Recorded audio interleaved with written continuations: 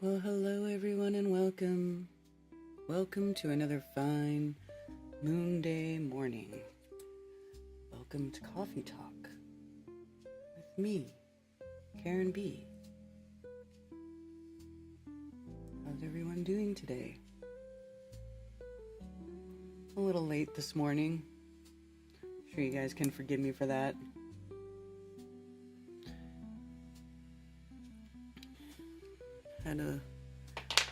Maybe I might have celebrated Easter a little too hard yesterday. It was also my daughter's birthday. So, we did that. We made lots of food. Had fun.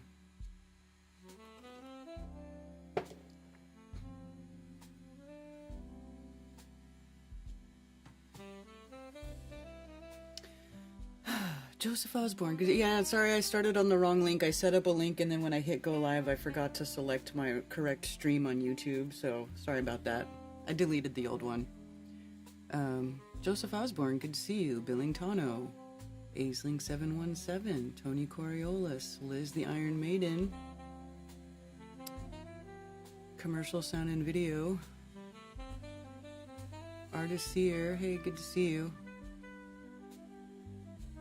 Yeah, I don't know what's going on with Witsit. I haven't asked.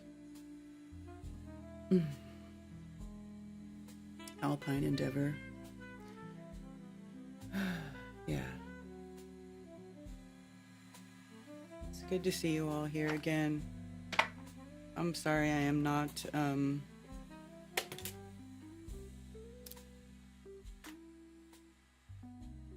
not the most lively this morning. I almost didn't stream. I wonder even if I should be streaming.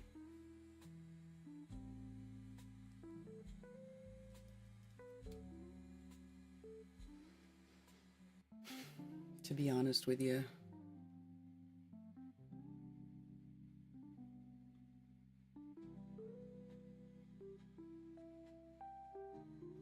Bin Netanyahoots.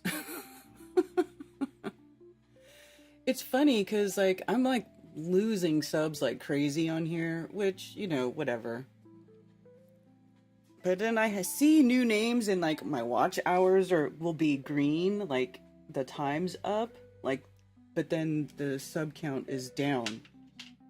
So I don't know if YouTube's doing that or people just hate my guts. I don't understand it anymore. It's why? What do you do with that? What do you do with that?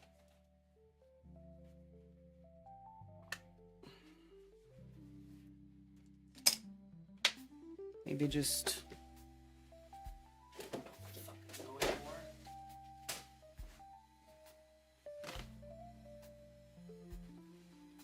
Damn it, I need a towel.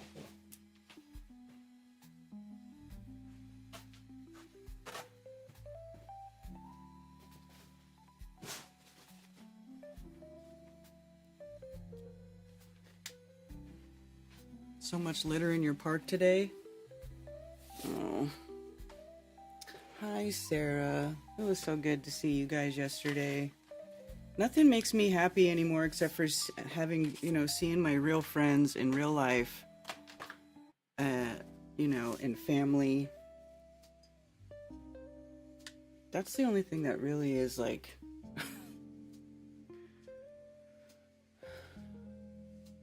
kind of keeping me going these days. Because it's just, man. Did you guys hear the Pope died? Pope died at 88. And then you know what's weird? So the Pope dies at 88, right? Not really a surprise. He was old and sick. But then, apparently, Klaus Schwab also is 88, and he stepped down from the WEF. Did you guys hear about this?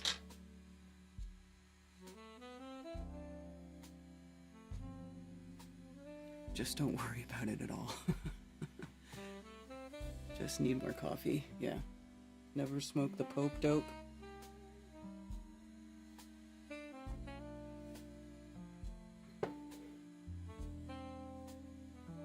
Getting ready to go to Piedmont Nursery. Do you need anything?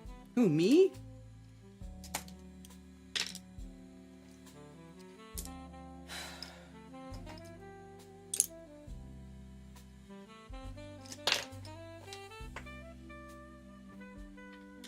I mean, but I don't know what that means. So, oh, look at this. Francis dies at 88. It's like a giant thing. Why is everything else so small?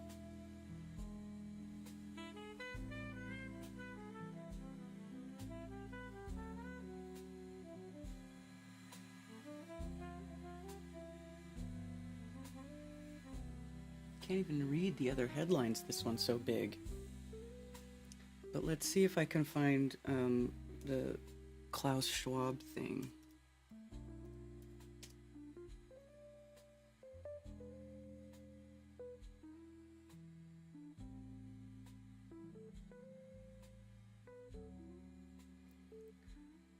Yeah, Davos Gathering founder Klaus Schwab resigns as World Economic Forum chair. Klaus Schwab, founder of the World Economic Forum, whose annual gathering of the business and political leaders in the Swiss mountain resort of Davos became a symbol of globalization, has resigned as chair of its trustees. Without giving a firm timeline, following my recent announcement and as I enter my 88th year, I have decided to step down from the position of chair and as member of the board of trustees with immediate effect.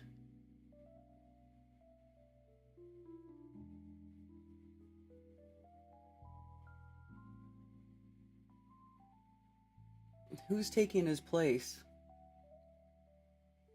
Did he find somebody that is more maniacal and evil than he is to take his place?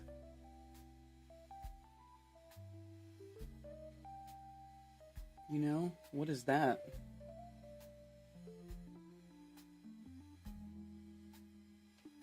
The Pope was restricted from the hospital to perform the Easter ritual. What does that mean? Hey, Andrew B. So, a demon's corporeal form has passed. May be bad news now. He can do whatever in hell.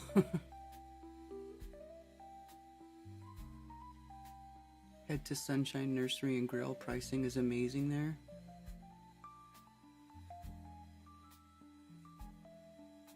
Thought he already stepped down a few weeks ago. I'd not heard that. I only heard about this today.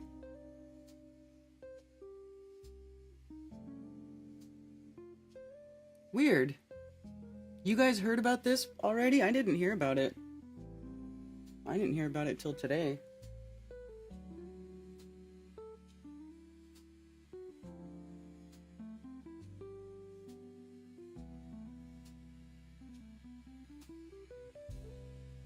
Interesting. Conclave. My mom wants to watch that movie. Or she says she's watched it. She wants me to watch it. According to the new movie Conclave, which is about the Pope dying and picking a new Pope, one of the people trying to be the next Pope is trans. Oh boy. Did you know that there was I thought there was a thing about that a long time ago. Like, there was a Pope that was allegedly a woman. There was a Pope that was a woman. And then they, and to prevent that from happening again, from this woman getting in the position of Pope without them realizing it, they made this thing called the Pope chair. And the Pope chair is like this big chair. It looks like a toilet. It's got a hole in the center, and they have the whoever they want to be the Pope sit in it, and then they check and make sure that they have the right genitalia with this chair. Have you guys seen that? Let me see if I can find it.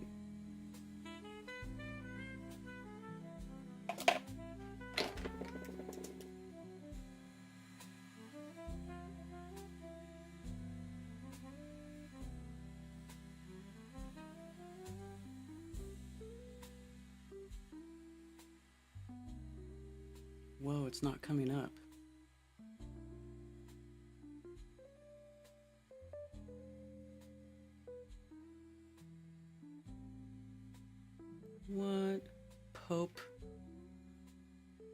There it is. Pope chair with a hole. This one.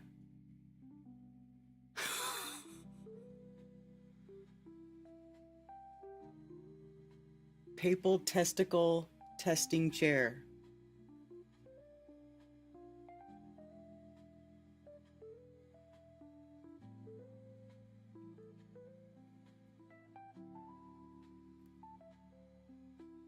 But now the Catholic Church so what is it? They're okay with a trans pope in that movie, or what?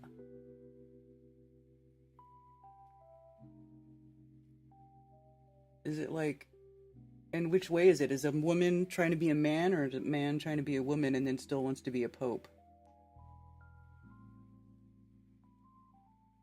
Pope Joan.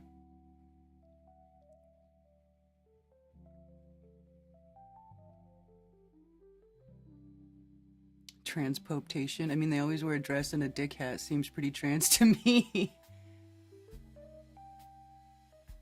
A movie about a Catholic trans pope. Yeah, I don't know. The pope has an innie, not a outie.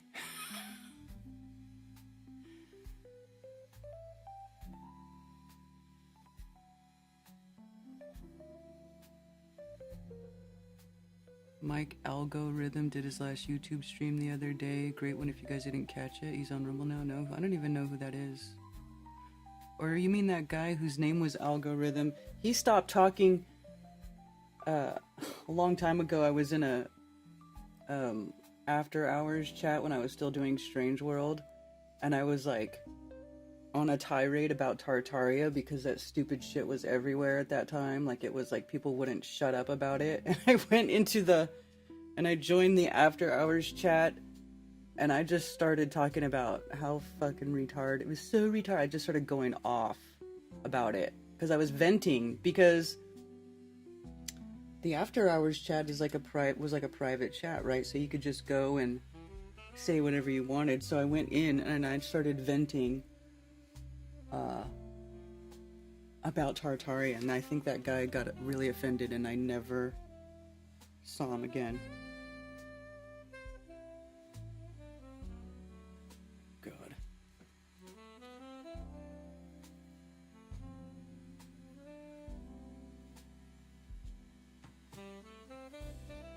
Lizard man dead. Did his soul make it to heaven? Earth Island News with Karen B. Don't miss it. He's in Denver. In the movie Conclave, the twist ending reveals that the newly elected Pope Cardinal Benitez is intersex, not transgender. He was assigned male at birth, but later discovered he had intersex traits. He's a nice guy. I'm not saying anything bad. I'm really not. I think I just, I don't think he appreciated hearing me call all that stuff the things that I did. Sorry, you know.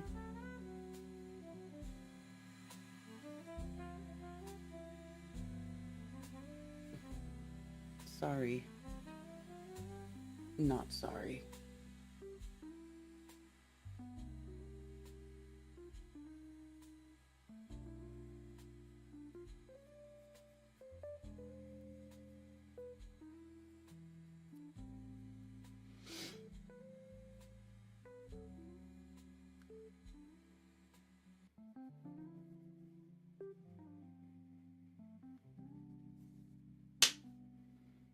But yeah, I think that's the last time I ever saw that guy, was when I was joined the after hours chat and railed on Tartaria old world nonsense.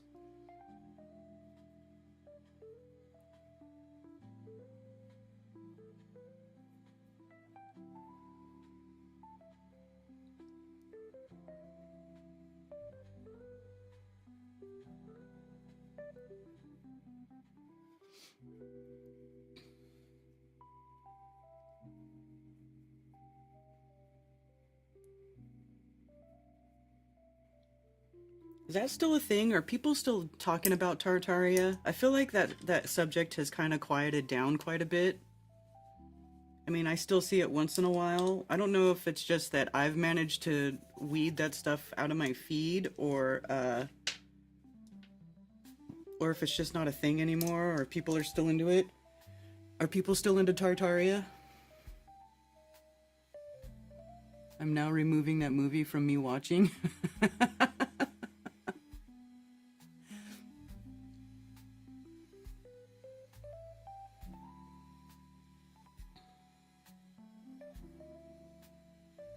So yeah, Pope Joan. I don't know though. My mom said the ending to that movie was very interesting. I love tartar sauce. Tartar sauce is good.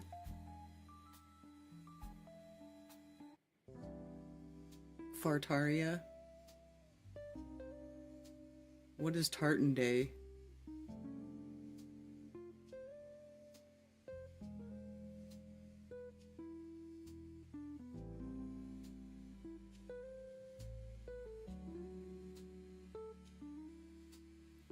Are you guys all,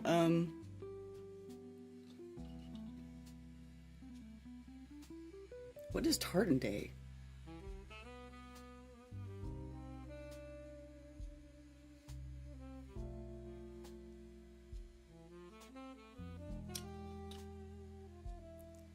Can't stand Tartaria either. I see it mentioned on FB a lot, and mud flood especially. Yeah, most people call it mud flood now. I think a lot of people call it mud flood or whatever. X Factor. What other? If you're an Archaics follower, it's oh, my eye is leaky. If you're a Archaics follower, it's the Phoenix event or whatever.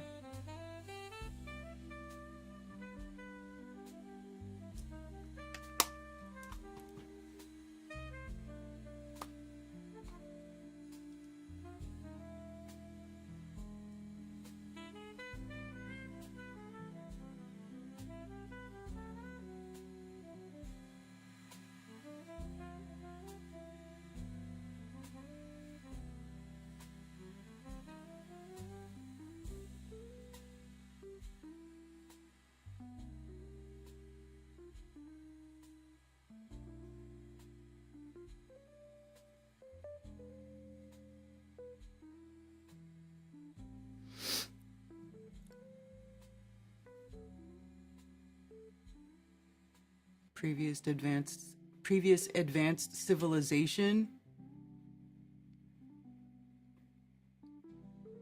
What do you mean by advanced civilization?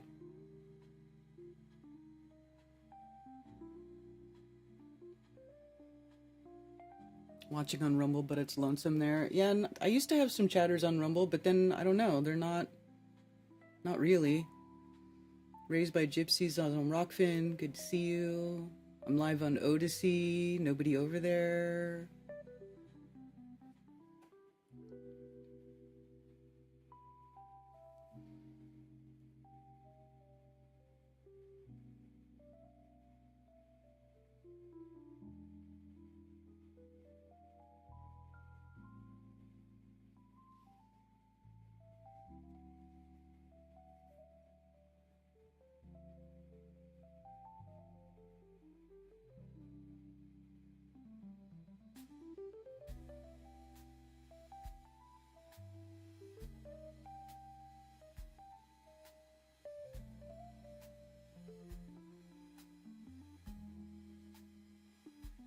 Does anybody even really pay attention to what the Pope and the Vatican are doing anymore?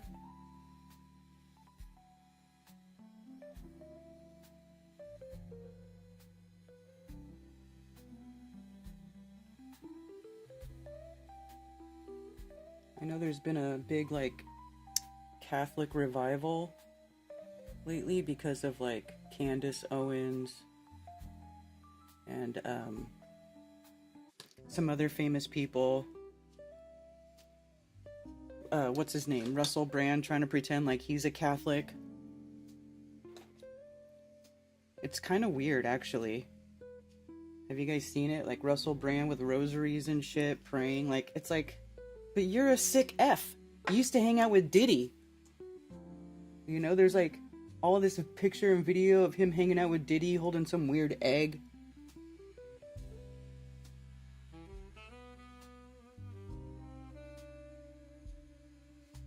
And it kind of makes you wonder, like, why are these people pretending to be Catholic all of a sudden?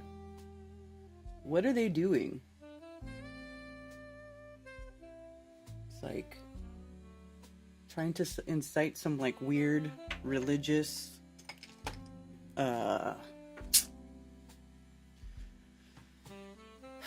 is that it's like another tool they're using to divide, like Islam versus Jew versus Catholic, Christian, whatever.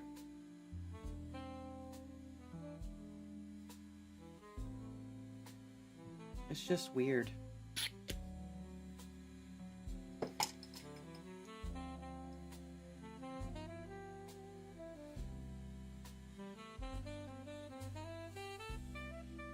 Elizabeth Hurley and Billy Ray Cyrus are a couple. How odd. Yes.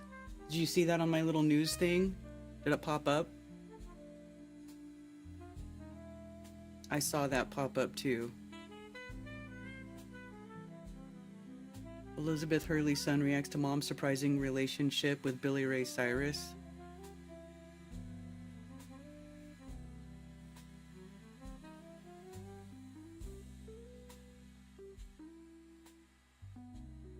Who's the father of Damien Hurley? Is that, the actors? How does she, who's the dad?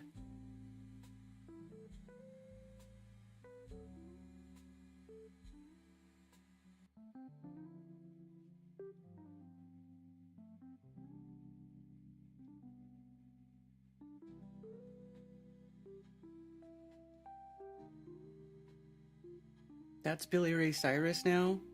Holy crap. Is he trying to look like his daughter? With that hair?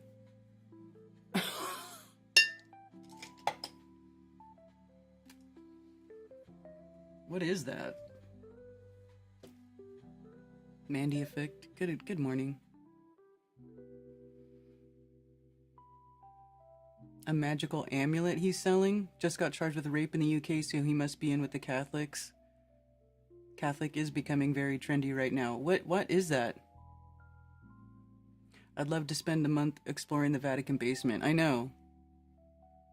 A lot of people said this pope would be the last one. Why would this pope be the last one?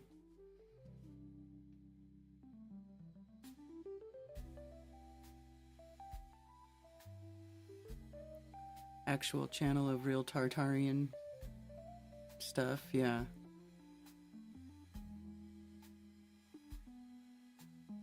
Elizabeth Hurley is Miley Cyrus's stepmom. Well, I don't know if they got married, but they're dating.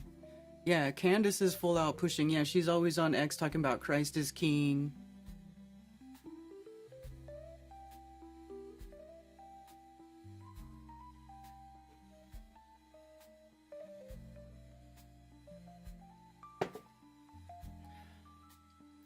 I don't know if you guys saw us, but we were laughing at old school Billy Ray Cyrus video of like him doing his fancy footwork on the performing his songs, the Achy Breaky Heart.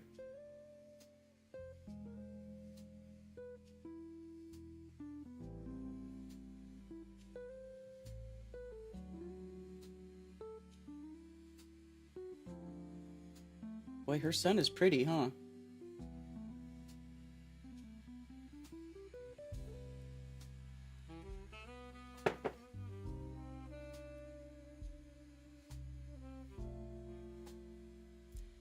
Is that, cause she dated that actor for a really long time, that English guy actor. Is that who the dad is? I mean, not that it matters. Why do we even care?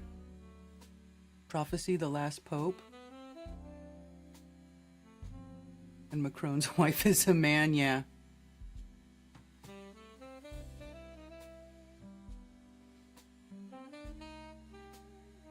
Anyway.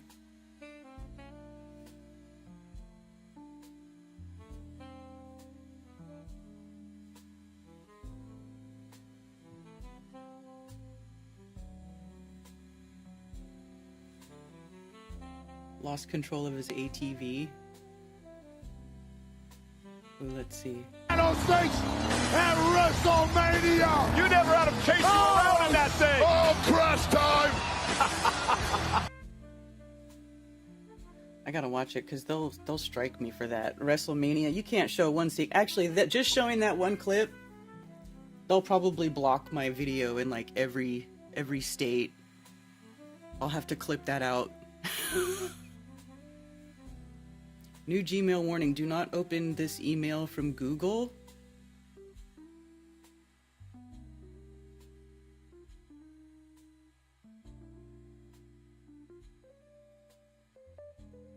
Boy, everything links on here to like some pay news site.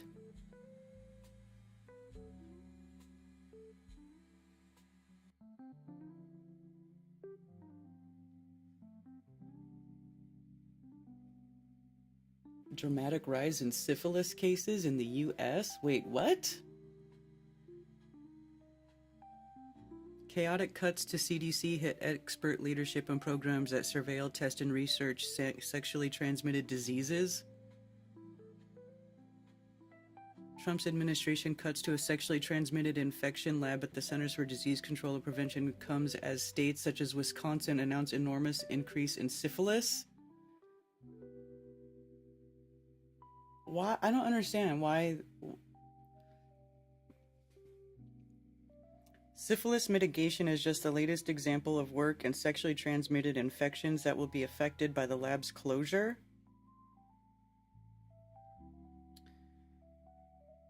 This is a cultural revolution 2.0, says Greg Gonsalves, an associate professor, blah blah blah. 30,000-foot view is this is not necessarily about HIV and STIs, although it is because they have a particular animus against it. They are looking to gut the ability of the federal institutions to do their jobs.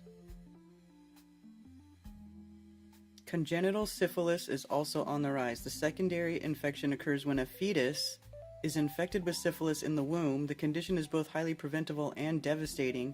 Experts consider one case a sign of failing health infrastructure because it is easily treated with a single-dose antibiotic. Yeah, syphilis is from a bacteria. We have raging congenital syphilis epidemic in this country. Really?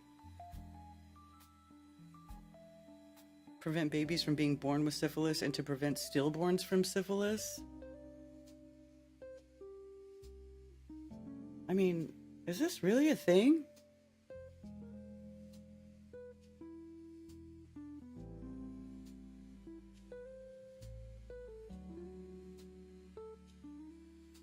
Hey, Thunder Chicken.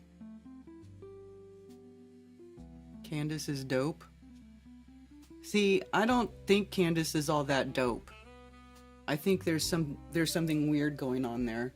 Because she supports the Tates. Her husband is best friends with the Tates. The Tates are horrid people.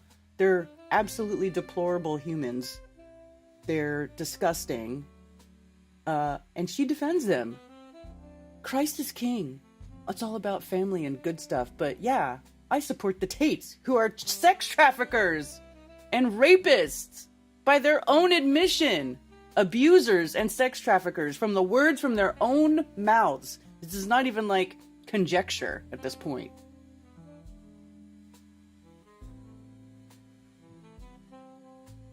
So why? Why would she do that? If there's a lot of people, there's a lot of like famous people. I don't know what you would call them. News people, whatever. Commentators on society or whatever that people follow, and they support these shitbags, the Tates. You know, they like say all kinds of other good stuff, but then they support people like the Tates. And it's just weird to me. Why would you be, you know, so, you know, have all these morals and stuff as far as everything else goes and like be conservative, but then you'll be like, oh, but the Tates, yeah, they're good. They're being wrongly accused. The Matrix is attacking them. It doesn't make any sense. Andrew B., you don't know who the Tates? What's not proven?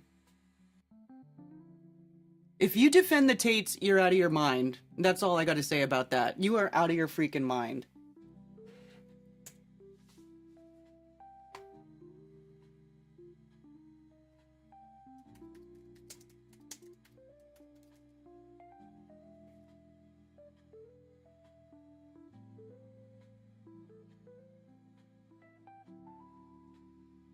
No, that account got taken out.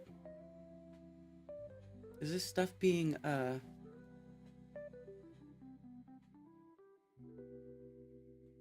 scrubbed?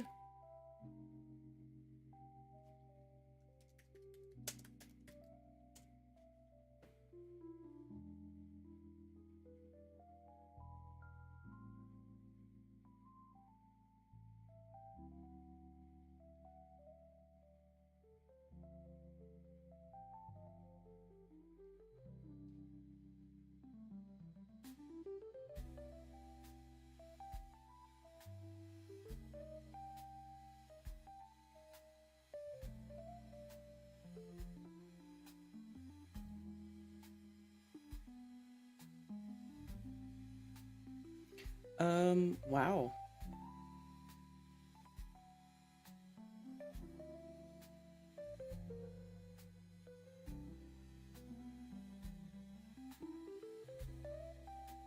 XP scrubbing Andrew Tate shit, huh?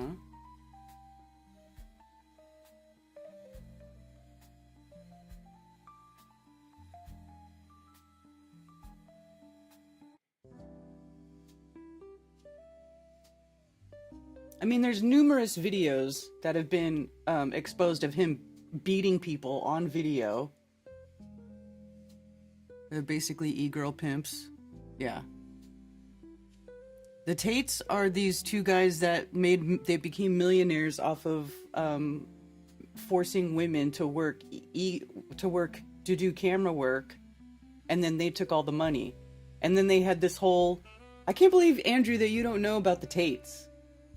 How do you not know about the Tates?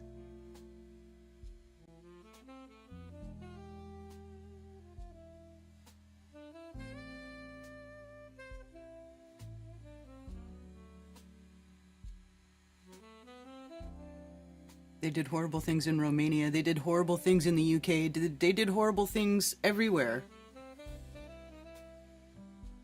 They're disgusting people.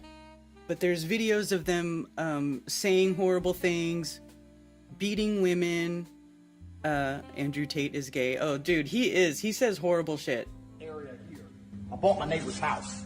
I had to construct a specific area for the Bugatti. Anyway, that's all going to be lit up and shit. Bugatti logos. You broke boys don't know. Listen, I recently posted a question on Twitter asking, would you rather have sex with a transsexual, which is a legitimate 10, or a woman, which is a legitimate 1? And everyone's sitting there clicking woman, woman, woman, woman, because they think they're going to be gay if they do anything else. But they're not actually thinking about the question. I am so smart. I operate on so many levels higher than the average man. I mean, look at how this guy talks about himself. About the question. He says he thinks he's like the supreme intellect and he's smarter than all these people and he knows all this. He's such a douchebag. When I say a 1 and a 10, I mean Megan Fox with a dick. That's the tranny. Or Hulk Hogan with a pussy. That's the girl. This is the question I'm asking. Megan Fox or Hulk Hogan? So you're thinking, well, I don't want to be gay, so I just clicked the girl, the number 1, did it? You're going to fuck Hulk Hogan? Okay, there's a pussy, but he's got mustache and muscles and shit. He's all hairy, big dude, 6'5". It's pretty gay to me. That sounds pretty gay. I don't care if it's a pussy. That is gay. Whereas Megan Fox, okay, he's got a dick, but maybe you can, like, scoot it. I mean, that's just gross. Who says that? Who talks like that?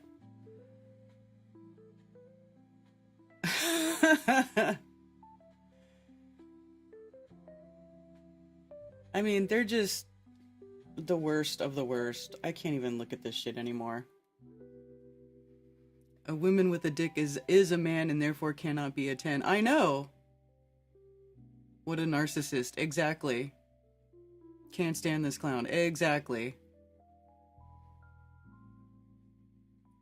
Don't be a taint.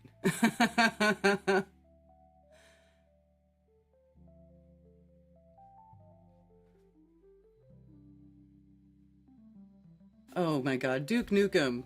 You must be like out of your mind. Seriously. They admit to everything that they do. They talk about it. There's video, there's all kinds of evidence about it. Like, seriously.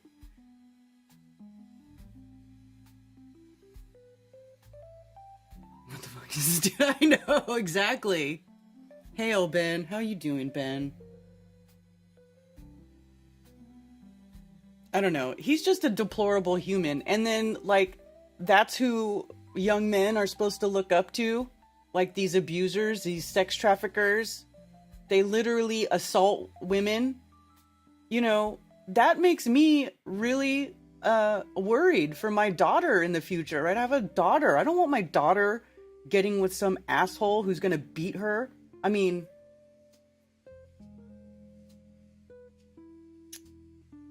You know? Like her dad. Ugh. It's depressing to even thinking about. You know? But these people are horrible. It's like there's no I don't know. It's just disgusting. The state of the world today, the state of society, there's like no...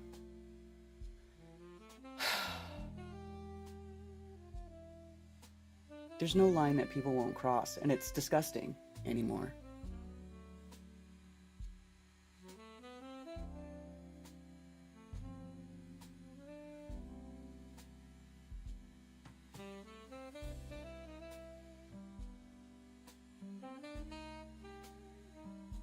Because the trial's still going on. They have lots of the stuff going against them. It's not over yet. And I really can't stand the all caps. Like, I can't read all cap comments, so... Yeah. Oh, Andrew Tate, Ben. The Tates.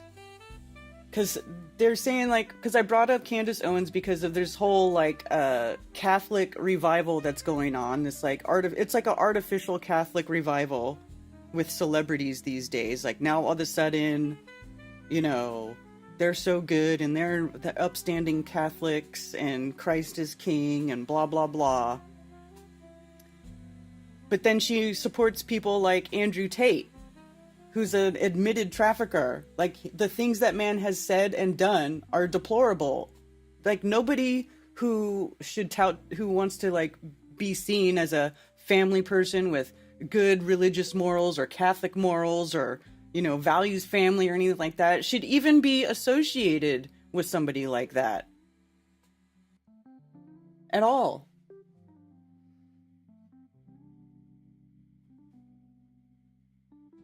Yeah, they went to Romania because the age of consent is lower there. Apparently.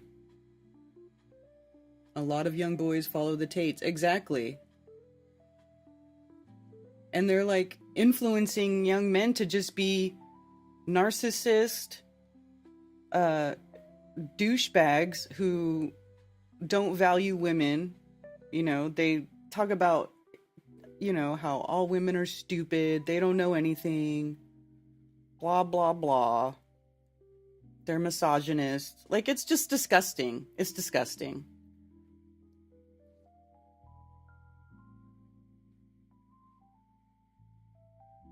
Yeah, we live in a horrible, toxic, feminine time, so some idiots think going crazy, toxic, masculine is the answer. Dude, it's just, everything is so out of whack. Everything about the way things are right now are just so out of whack to me. I've never felt so out of sorts. Like, energetically, it's just so weird to me right now. It is such a weird freaking time. All the things that are going on. And it's just... I can't even, you know, I don't even know of another way to describe it. It's just bizarre, the things that are going on right now. You know, the things that Trump's been doing, and then, you know, everybody was like, oh, Trump, da, da, da. And then Trump gets into office and starts appointing all of these incredible, like, Zionists, right? Everybody's a Zionist. Everybody's an Israel loyalist. They're cutting all these what do you call it, cutting all these government programs, but that stuff isn't going away. That stuff is just being changed over to be ran by tech. It's like a big tech bro takeover of the government, and people are just like, oh, but they're saving us so much money, blah, blah, blah, blah. They're turning everything into AI. AI is now going to make decisions for whether or not you get certain types of benefits, or whether or not you get unemployment, or whether or not you qualify for something. It's all AI. There's not going to be any humans. There's going to be nothing you can do about it. They're going to turn the entire government into like, remember years ago when all these companies stopped having like live people? They stopped having like humans answer the phone and it all became automated. It's like they're turning the government into like that, where everything's automated and there's no way for you to complain to anybody. You can never get to a human. You'll just be like pressing 0 forever, and you're just going to get denied everything, and you're going to have no recourse, right?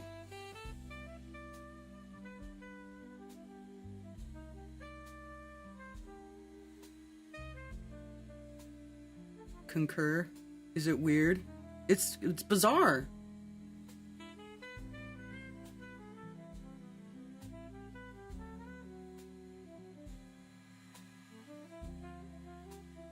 Apex superstars? Yeah. No customer service, right? Like it's just gonna turn into, it ain't gonna get any better. That's for sure. It ain't gonna get any better under this administration. And all these shady characters that are involved in everything, all the data mining, like, it's just, I wonder what's gonna happen to this place. You know? Like, what's gonna happen to this country?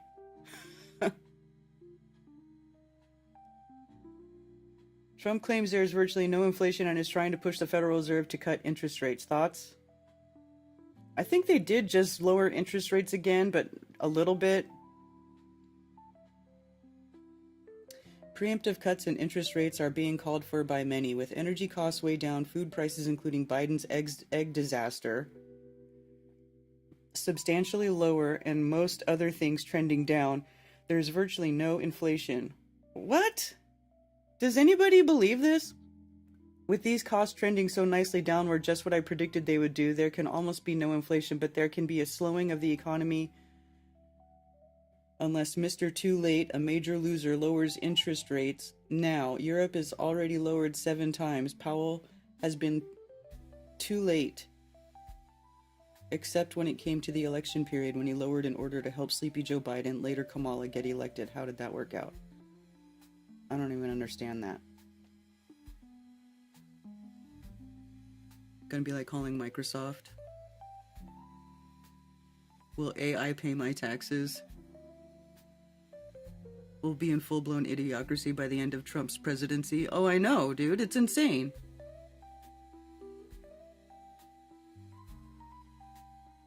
So they haven't lowered interest rates since September, and inflation is around 3% last I heard.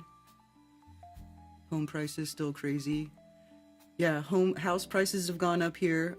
They're starting to go down in California, though, I noticed a little bit, because they screwed everybody with that insurance thing over there. So, like, if you get a house in California, you have to pay, you have to get their fair plan, which is not fair at all. It literally doubled the price of insurance for most homeowners in California, or more than doubled. Gold prices jumped again. What's gold at now? I heard it was at like $3,400 an ounce. Yeah, $34.18 an ounce.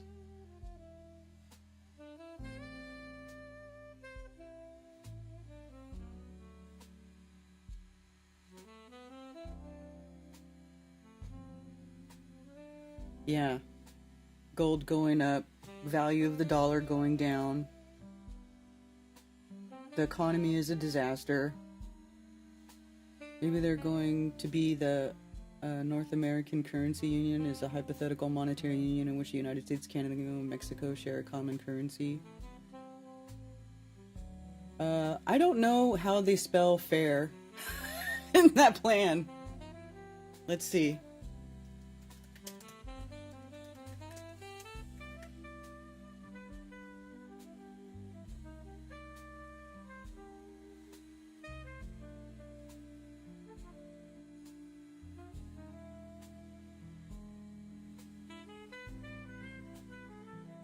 Market collapse warning issued after a lawsuit, huh?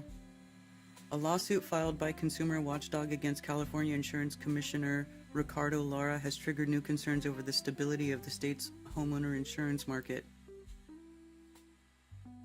With the legal fight could accelerate an already precarious situation for coverage across fire-prone regions. Here, this is how they spell it. Fair as in fair. That's how they spell it. The lawsuit filed Monday arrives as California grapples with a deepening insurance availability crisis. Over the last several years, major insurers have scaled back or exited the state's home insurance market, citing unmanageable wildfire risks and state regulations that limit rate hikes. This pullback has fueled explosive growth in the FAIR plan, which provides homeowners with basic fire coverage when they can't get it from a traditional carrier, right? Because all these insurance companies dumped their customers even though they had not even made any claims. Like, people that had insurance on their homes for like 30 years without filing, they got dumped by their insurance, and then they get stuck having to pay this program. The program has more than doubled its policyholder base since 2020 because all these other companies dumped their customers, reaching nearly 560,000 by March 2025. Following the January wildfires, which killed 30 people and damaged more than 1,600 structures, the FAIR plan reported a $4 billion in expected losses, enough to drain its reserves and most of its reinsurance coverage.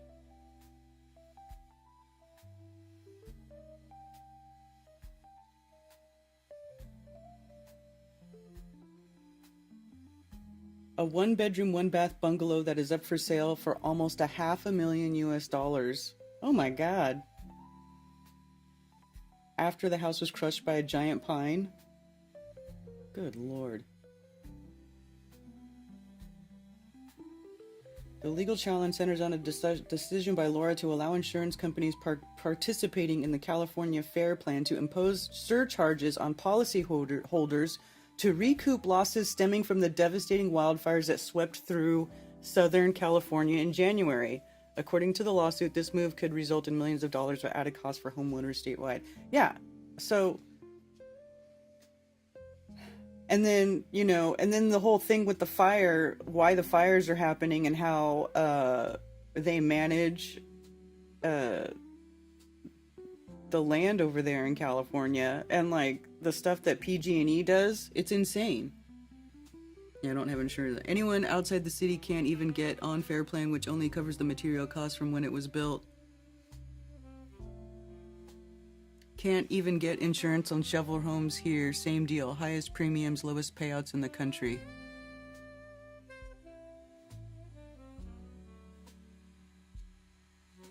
You have to pay 30% tax if you inherit a house. That's insane!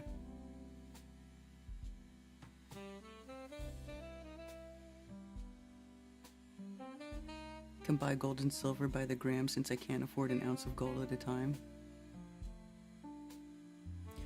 All got dropped. Forget insurance. Start a savings account. At least you'll get back what you put in. You know what, Big Pine? That's what I wonder. I'm like, wouldn't it be better if people, instead of paying an insurance company, just put that money into like an account? And then if something happened, you could just take that money out of the account and then use it to repair your home or whatever.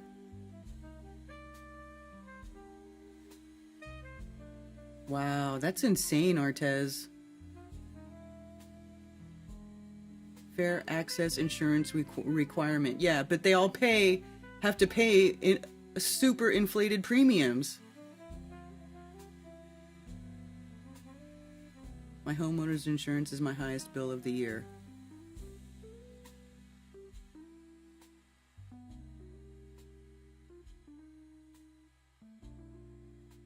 Billing by gold shot and melt it.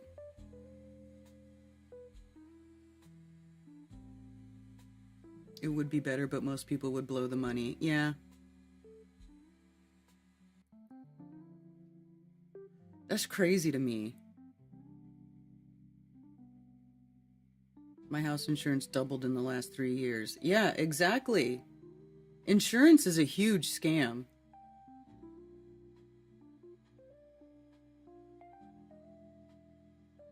A lot of people are leaving the Netherlands.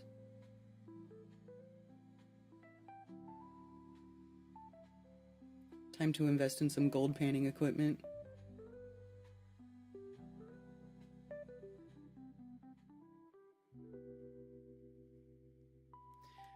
Yeah, man. It's crazy.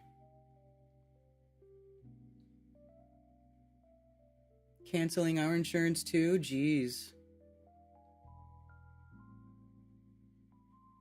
Dr. Bass, what state are you in? Are you still in California? Hey, Earth First Space Later. This brings up the bigger problem also. Everyone buys their house on credit, so the company gets to tell you what to cover.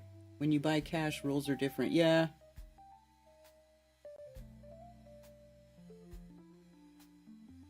Hello, Southern Belle. Man. But everything's so ridiculously expensive, most people can't afford to pay cash. You know? Like, just most people could never do that. Unless you know, want to put some sweat equity in there.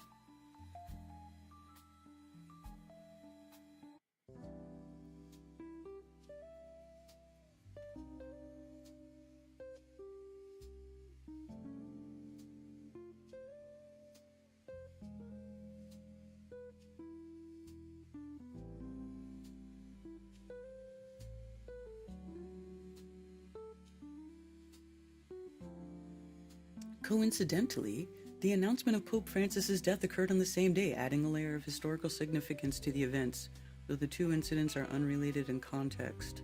The WF has not disclosed the reasons behind Schwab's resignation. Peter Brabeck Lamothe has been appointed as the interim chair while search for a permanent successor begins.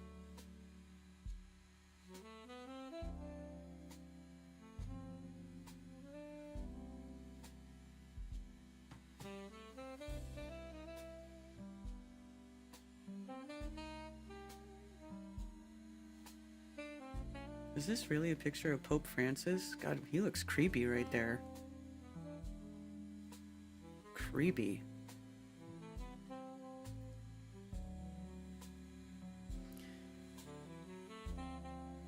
I'm still in California. The weather is decent, but the people are annoying. You start out cheap and sweat. That's the best way to get ahead, is what it seems like here. If you don't have a lot of money, you got to get in there and get a fixer-upper or something, or whatever, you know? Buy with cash and fix it up, or buy land and build something cheap.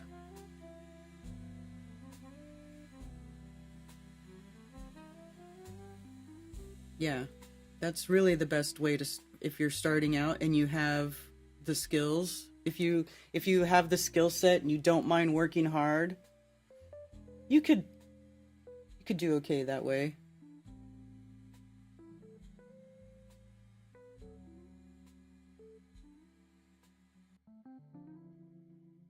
My partner's recently bought 15 acres for 30 grand with water.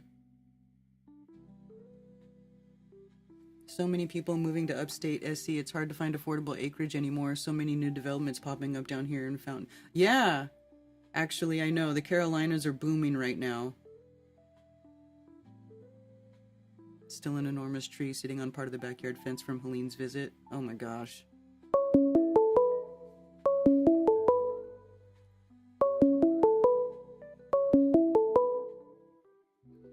Thank you for calling Coffee Talk. You're on with Karen B. Hello. Come on. Come on. This is doing my weird not allowing mic access again. Call back. Call back. Call back. Hold on. Google Voice sucks.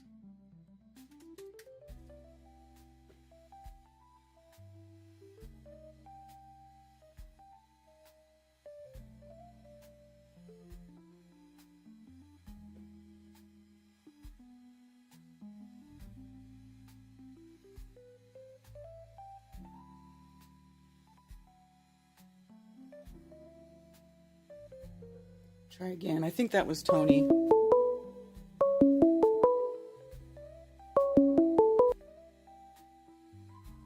Thank you for calling Coffee Talk. You're on with Karen B. Hey, Karen B. It's Tony Coriolis. Hey, now it's working. I don't know why it does that. It's so weird. Yeah, totally good. I feel like they're after you at all angles, and the phone's just a new angle that they're coming after you with. Could be. Yeah. Okay, I just wanted to do a quick shout out. I got a little bit of a busy day. Easter made everyone come to the park and litter just ridiculously. But I just wanted to say shout out to Ben Balderson. I liked his debate against the two Craigs that he had. And I thought it was really good, but just they do their classic thing where they try to frame it a certain way. And I don't know if you watched it yourself, but yeah, it's almost like a weird art form, how they just kind of frame it in a certain way to make it seem like, oh, there's nothing to this. But it's just crazy. I think it's based on how they frame it. So shout out to you, Ben. Hail, Ben. And yeah, it's a short call for me today. Okay, cool. Well, thanks, Tony. Hope you're doing well. All right. Peace out. Yeah, take care. Shout D's out.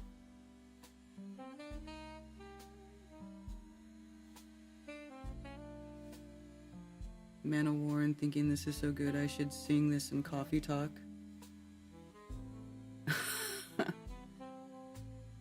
I'll give anyone free electrical advice if anyone needs assistance. You know about electrical, Andrew? Two Craigs. Just last year, it's crazy. Roads are crowded. I know. Even here, like there's this 2-lane road that goes into town from my house. 2 lanes. There's no widening that road. And man, it's so people-y now.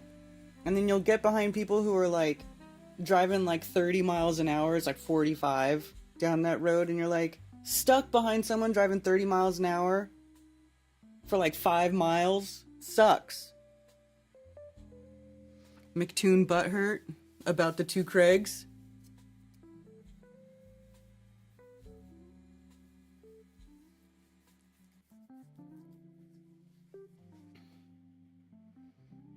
Yeah, I saw a little bit of that. My mom's in town visiting, so I really haven't been online a whole lot this last week.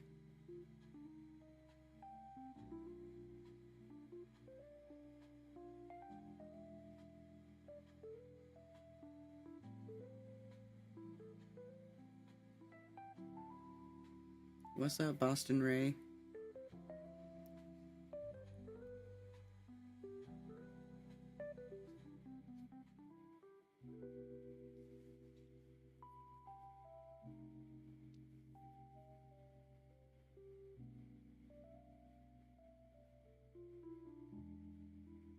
Oh my god.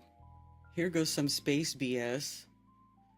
NASA discovers 10-mile thick diamond layer beneath Mercury's surface. A new study suggests Mercury could be hiding a layer of diamond 11 miles thick beneath its surface, and it may explain the planet's strange magnetic field. What's so strange about Mercury's magnetic field?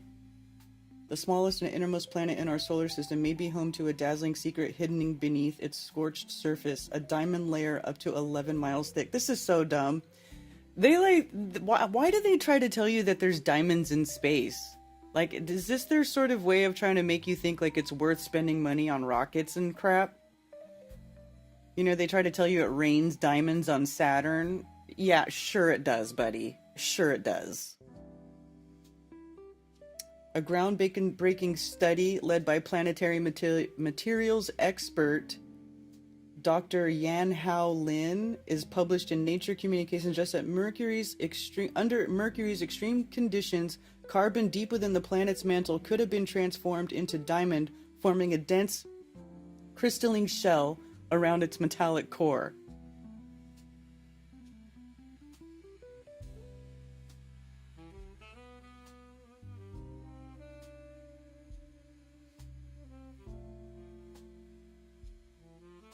Sent them in a spin on the flat thing also. I took them through the cosmic egg. Nice, Ben. I'll have to go watch the rest of that. I watched a little bit of the debate, but I didn't watch all of it. NASA has diamonds in the sky, yeah. Jews in space, right? They're all jewelers, right? So why aren't they out there harvesting this diamond?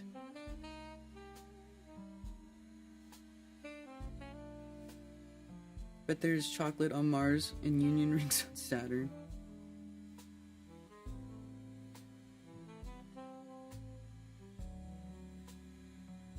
We should be gossiping about how people look. Yeah, Brian's doing great.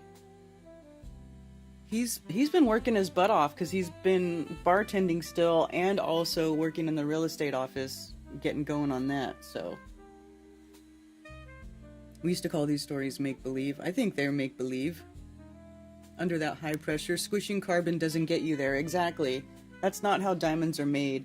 Diamonds are not even made by carbon being converted to diamonds. Like, that's just stupid. It doesn't even make sense. That's not how crystals work. But let's see what it says. Mercury's surface is scattered with graphite, an allotrope of carbon, indicating that the planet's crust once floated atop a carbon-rich magma ocean. As this ocean cooled, lighter carbon materials floated upward, while denser carbon sank deeper into the planet. Under pressures exceeding 5.5 GPa and temperatures approaching 3,600 degrees Fahrenheit, researchers showed that this submerged carbon could convert into diamond at Mercury's core mantle boundary. That is so dumb. That's not how diamonds are made. And this person is supposed to be a planetary materials expert? How do you get this kind of job? How do you create this job for yourself? Because I can't imagine that somebody was like, hey, you know what we really need? Somebody who's an expert on planetary materials, and we need to know about the materials on the different planets so that we can go there and harvest them. Whatever. What are you thinking? Like, it's just so crazy to me, the nonsense that they put out and that people believe. Many years ago, I noticed that Mercury's extremely high carbon content might have significant implications, Dr. Lin said. It made me realize that something special probably happened within its interior, and I made up some more stupid bullshit about an 11-mile thick diamond barrier on Mercury. I just made it up. You can suggest anything. Oh, there's carbon there. You know what? What's made out of carbon? Diamonds! And there's diamonds on Saturn. They're raining diamonds on Saturn and Jupiter. So of course, Mercury would have an 11-mile thick diamond shell. Of course. It's so ridiculous. A potential key to Mercury's magnetic field. Unlike other small planetary bodies, Mercury still has a sturdy magnetic field, which surprised scientists given its size. Why? Why? Why is that a surprise? Everything has a field. According to Lin, diamond's high thermal conductivity could explain this mystery. As carbon cools and forms diamond, it enhances heat transfer from Mercury's core to its mantle, maintaining the thermal gradients necessary to power the planet's magnetic dynamo. Diamond's high thermal conductivity helps transfer heat effectively from the core to the mantle. That affects convection in the core and helps sustain the magnetic field. Show me in a lab how that sustains a magnetic field. Show me. This mechanism makes Mercury's internal dynamics unique and may offer insights into magnetic fields on other rocky worlds, including exoplanets. Okay. The implications for a diamond-rich Mercury go far beyond its aesthetic appeal. While Earth, Venus, and Mars have lost much of their surface carbon through geological processes, Mercury appears to have retained and concentrated its carbon content, creating a chemically distinct planetary body.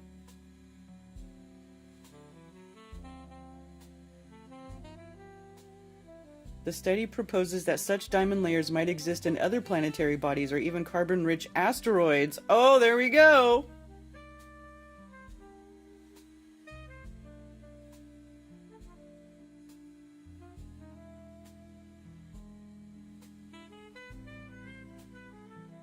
So ridiculous.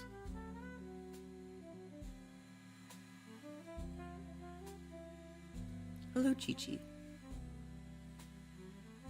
Superman crushed the coal, damn it. Diamonds in Uranus, too.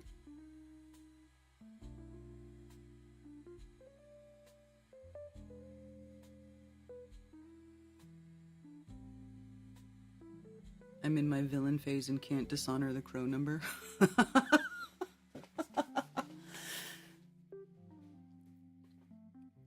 Graphene's graphite. Yeah, it's like what's in your pencil lead.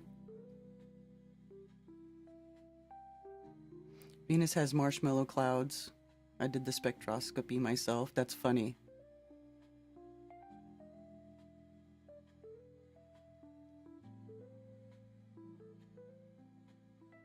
Plan to go there and drill it with our diamond-tipped drill bits? I don't know, man. It's just more space bullshit.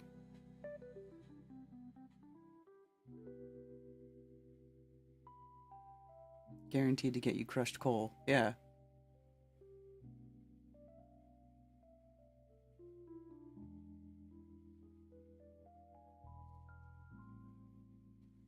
Wild, man.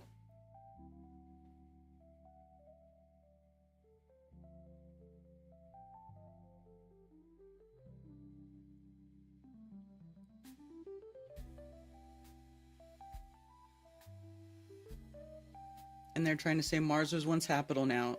Habitable.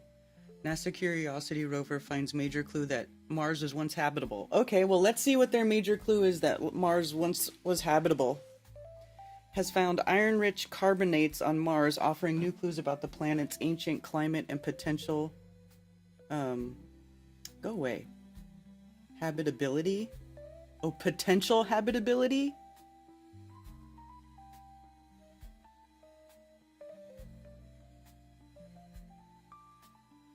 The base of Mount Sharp. While slowly climbing the slopes of Mount Sharp, a towering peak-sized Mars Gale crater, NASA Curiosity rover made a remarkable discovery. Large deposits of carbon locked away in carbonate materials. That may sound a little dry at first, but in reality this could be a major piece of the puzzle in our search for ancient life on a red planet. Carbonate materials form when carbon dioxide interacts with water and rock, making them an important marker of past environmental conditions. Scientists have spotted these minerals before on Mars, by rovers on the ground, orbiters above, and even Martian meteorites that fell to Earth. Wait, what? So they think that there's meteorites that came from Mars and landed on Earth. Is Mars throwing rocks at Earth? Mars is throwing rocks at Earth now, you guys. Did you know that? I guess that's been going on for a while. It tells us that the planet was habitable and that the models for habitability are correct. Oh, of course. Of course they are. Of course the models for habitability are correct. Because it's the computer said so. Because AI said so.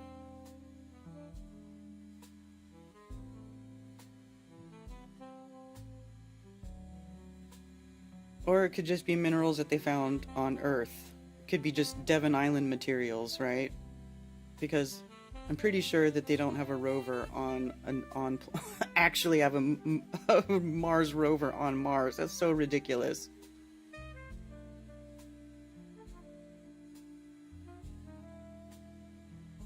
A functioning carbon cycle similar to Earth's. Ugh. They just don't ever stop with their garbage. Hey, Ted.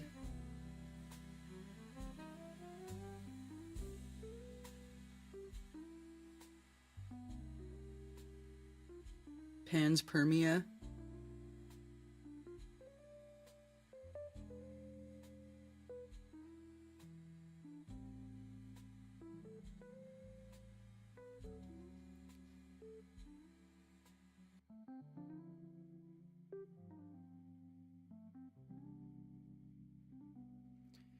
So everybody on the internet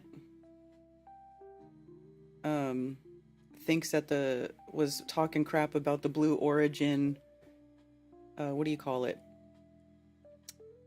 All women space flight. Oh my god, look at this weirdo.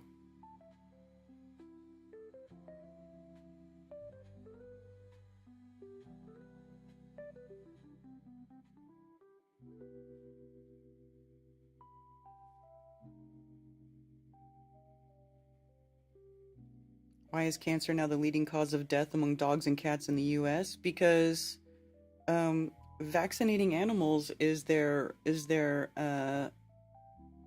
open testing ground, right? That's their live animal experimentation program. I'm sure that's why. I mean, they want to inject your animals with as much crap as they want to put in your babies these days.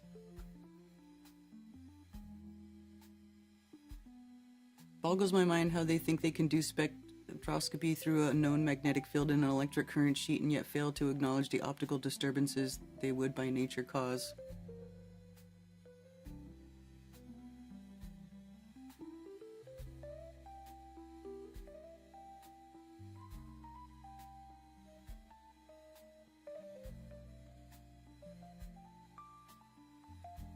Jism. Yeah, everybody was talking crap about that flight, except for Jaren, right, was talking about how it was real.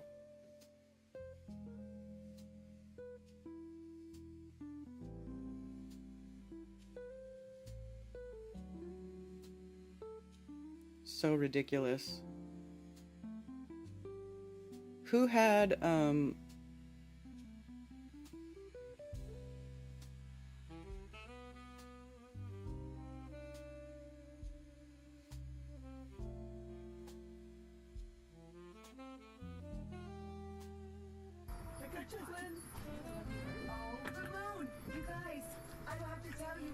look at the fake curvature. They're only 62 miles up, and they're making it look like they're like, this is so ridiculous, because they're making it look the same as if you were in the ISS, which is allegedly a little over 400 miles from the surface of Earth, and they didn't even go 62 miles, but they're seeing the same thing out the window that the people see on the ISS. Like, it's absolutely ridiculous. It's really ridiculous.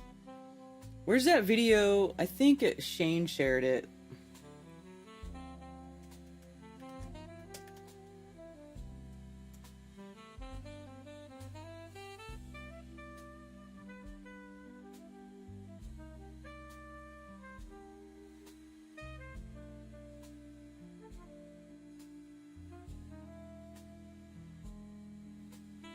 Yeah, here we go. A screen out the window? Is that what you think? What do you think this is? You think this is all a screen out the window? Is that what you think? You think all these people are lying to their children, lying to their husbands, lying to their co-workers, lying to their friends, lying to their family, their mothers and fathers, and they're going, you are deluded. Do you understand? You are a deluded person, if that's what you think. This is a real flight. They throw them up there and they come back. It's not worth the money. And people say, oh, you would land so hard you would hurt yourself. No, there's a blast of air that comes out right as it lands. You act like that's impossible. It just blasts a bunch of air out from underneath it so it lands like on a cushion. Watch. You can actually get to see it from the inside. She also talks about the fact that these chairs are custom made for each person. So when you buy your ticket, they take you into these chairs. They craft. It's making me sick, dude. It's really making me sick. I can't even listen to that garbage. I mean, he sounds so disingenuous.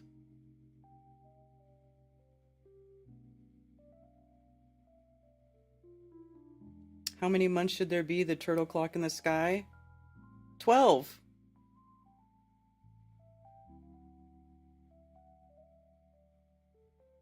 Oh, did you? Hurts my soul. Yeah. Yikes, man. Imagine supporting this, then gaslighting those who saw it was retarded. Yeah, dude. What is he doing? They just leave it out when compiling the data. Are you talking about the fields? Where did they hide the air tank on that foreskin module?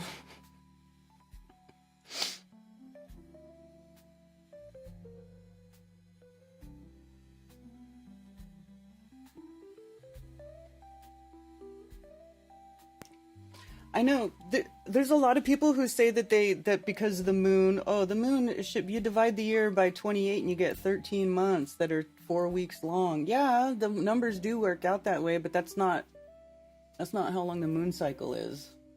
And there's actually only 12 full moon cycles in 365 days. The 13th moon cycle goes outside of that time a little bit. I know a lot of people like to say that it should be that way, but I just don't think so. And it's kind of weird. The whole calendar thing is like, it's kind of complicated. If you start looking at the calendar and like all the different types of calendars there are, it gets really complicated really quick. So I kind of just, at one point I was just like, the 12 months is fine. The 12 months is just fine. It's okay. It's simple enough.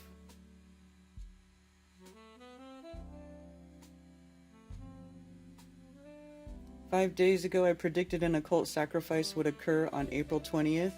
This is the season of occult rituals and fire sacrifice." Well, isn't that usually in the fall, too?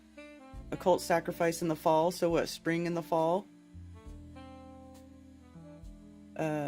Important day for the occultists. It's when Lincoln died and the day they sunk the Titanic and income tax day. All events are connected. I thought the Titanic sunk on the 12th, not the 15th, although I could be wrong. Or was it 1912?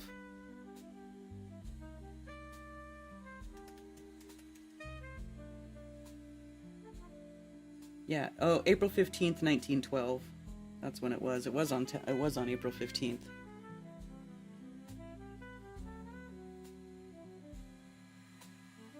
So then what? So what did they sacrifice the Pope?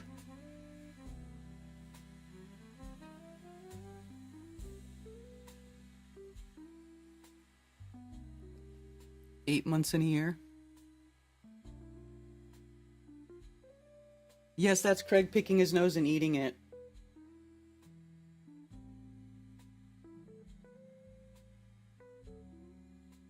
I did see that. Let's see. Let's go back to Shane's timeline and we can watch Craig pick his nose and eat it. He's a pig, man. He's a booger eater. Did you guys see this?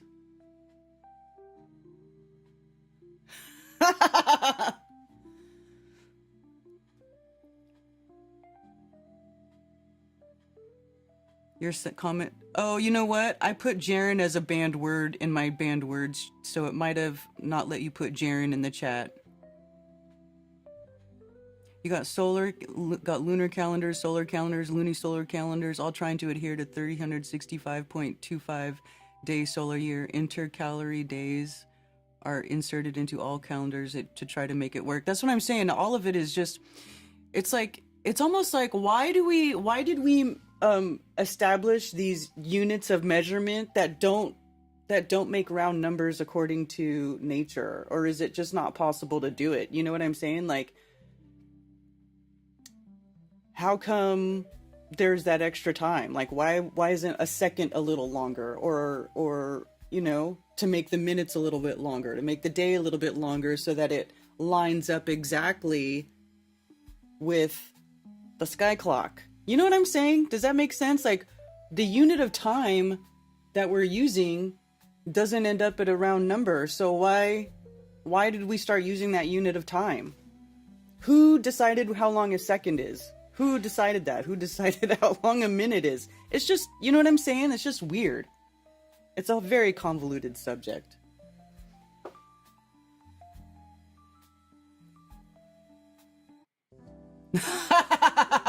It's a booger muncher, totally, dude. It's disgusting.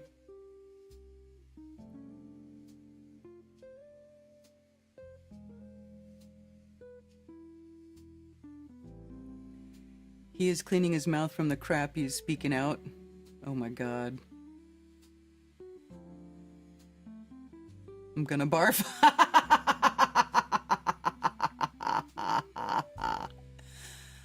I'm sorry. Like he's culture and civilized. Dude, he's a retard. Do you remember when he first came around and everybody was talking about his previous YouTube channel. Like, he was trying so hard to become YouTube famous with his various retard shenanigans that he was doing. And how did he end up finally getting popular? By being an anti-flat earth channel. Fight the flat earth. That's right.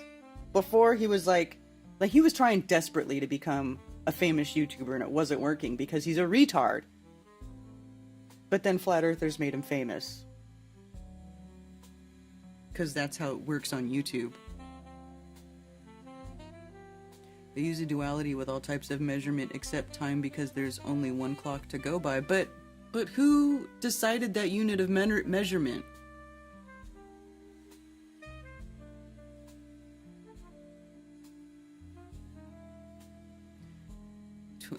The lunar calendars use 30 and 29 day months to average the 29.5 day cycle, but then the seasons don't align correctly.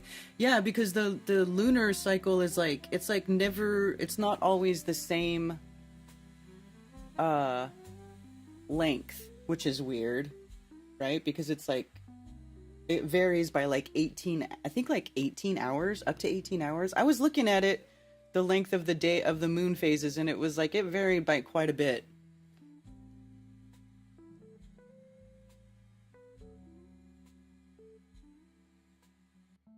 He got popular from eating his boogers live. Booger Muncher is a textbook case of institutionalized conformity in action. Yeah.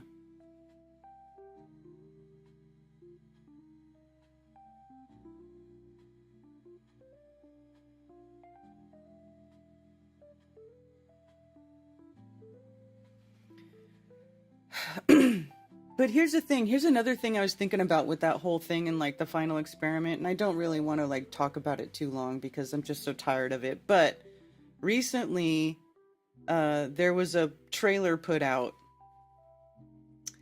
There was a trailer. Let me see if I can find it. There was a trailer put out for the TFE, whatchamacallit, documentary that's allegedly going to be done. Let me see if I can find it.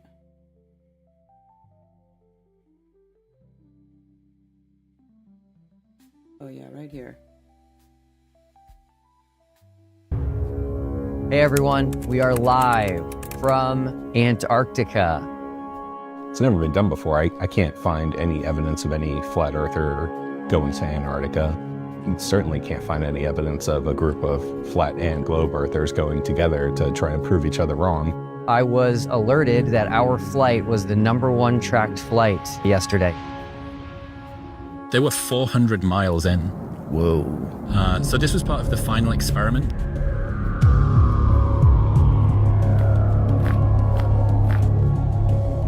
I was shocked that it's the 21st century and people are still debating the shape of the Earth. I didn't know what I was going to do yet. I just needed to find it. Just a perfect final experiment. But it wasn't perfect, Duffy. And it ain't final. Final nothing. I had heard so many videos from flat earthers stating that Antarctica does hold the key to the truth. I'm here to do the science, to partner with people that want to partner. I think people will look back on of us going as something that is special. I just heard about it. I thought this was something that I wanted to participate in. I mean, it just excited me, the whole idea. He maintains that it is to move the discussion forward. What I ended up learning throughout this journey was something that I would have never seen coming. Big up to God because he has a funny way. He has a funny way of humbling people. This is not what we agreed to. You guys are changing the rules. If that's what you guys want your legacy to be, that's fine. We can't just have a discussion about maybe just staying here? I mean, I'm not even sure that any of us would object to it. I'll be there. It's too important to me.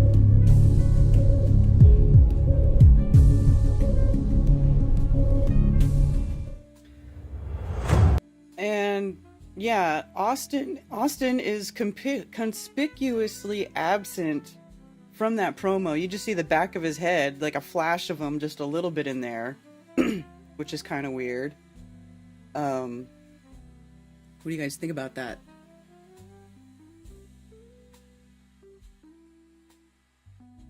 Support your wonderful...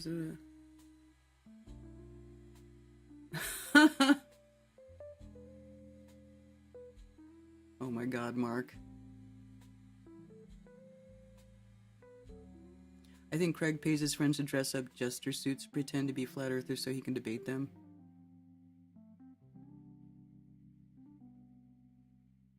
I am recreating the Samuel Robotham Bedford level experiment this Saturday, April 26th at Long Beach, Washington.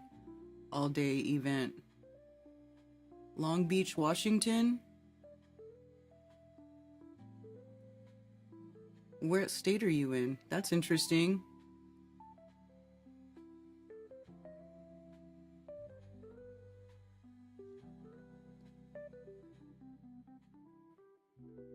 Al-Biruni, an 11th century Persian scholar who first documented this division in 1000 CE.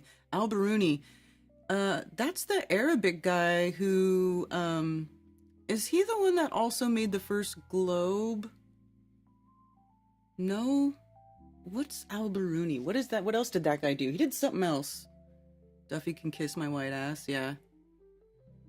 So are they doing this to earn more money from this experiment? I don't know. Okay, so this guy... Jonathan Marianne is the guy that Duffy brought in to do the documentary, right? And according to Duffy, he said this guy was a flat earther. Now, I don't see any evidence of that being the case in his previous posts here. He actually doesn't have a ton of stuff on his Instagram, or maybe there's more than there was before. Like photos that he takes of people, but I don't know that that guy is a flat earther or not. But he's based out of Hollywood. He's in the industry in Hollywood, so I don't really know. You know, I don't really know. But here's what makes me what I was thinking of. Okay, so like I sent this. I asked Lisbeth if she saw it, and she's like, yeah, we all get final say on everything that gets put out by this guy, right? Like, you all get the final okay. But here's the thing. They all agreed to that before they knew that Jaron flipped on everybody. And if you are one of those people who think that Jaron flipped before the trip and then went into the trip, you know, saying, and, you know, with Austin and Lisbeth, that, you know, saying, oh, well, we're all going to get final okay and whatever is said and everything. If you think that Jaron flipped before the trip, that whole process takes on a whole new meaning, right? It's like a different, the intent under there. Like, what is the intent? Was he, in the beginning planning to nosedive like this? Everything with Austin and Lisbeth being like the unsuspecting two that get dragged into this with him. Do you know what I'm saying? Like, I just felt like, oh, that's right. They do. They got, before this came out, they all got, had an agreement, right? Where they all get say so before something gets, published, right? But that's when they thought they were all flatter. You know what I'm saying? That was before Jaron flipped on everybody. So now, after the fact that Jaron's flipped, what's this going to end up like? You know, how are they going to edit it to make Austin look or Lisbeth look, right? It'll be interesting to see how this whole thing plays out.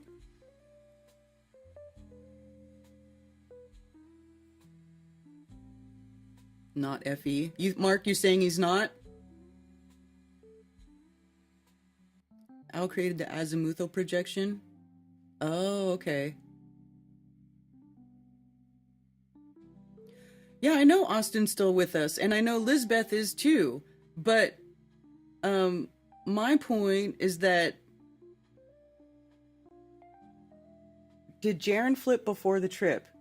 Did he make these agreements knowing that he had already flipped? And then did he say and do things in this, you know, on that trip, or maybe in a private interview with this guy? You see how he's got them like in their own little interviews in front of that curtain background, like it showed clips of like the other Globy guys talking, right? So that to me is like the documentary guy at some point there had everybody sat everybody down and did individual recordings with them, right? So, and then when they get approval, is it just for their part or all of it together? You know what I mean? So does everybody get the approval of just their own parts of how they are represented in there?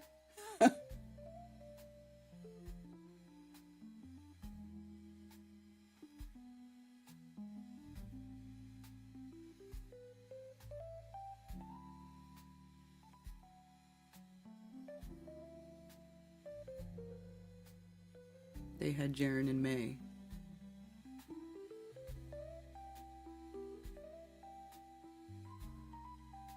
And then Lisbeth gets T-boned in her car, and they're taking down Austin via Kai marriage problems. Well, I don't know what's going on there. Jonathan, not F.E., right? Okay, Duffy was telling everybody that he was. Pretty sure they flipped him before the trip.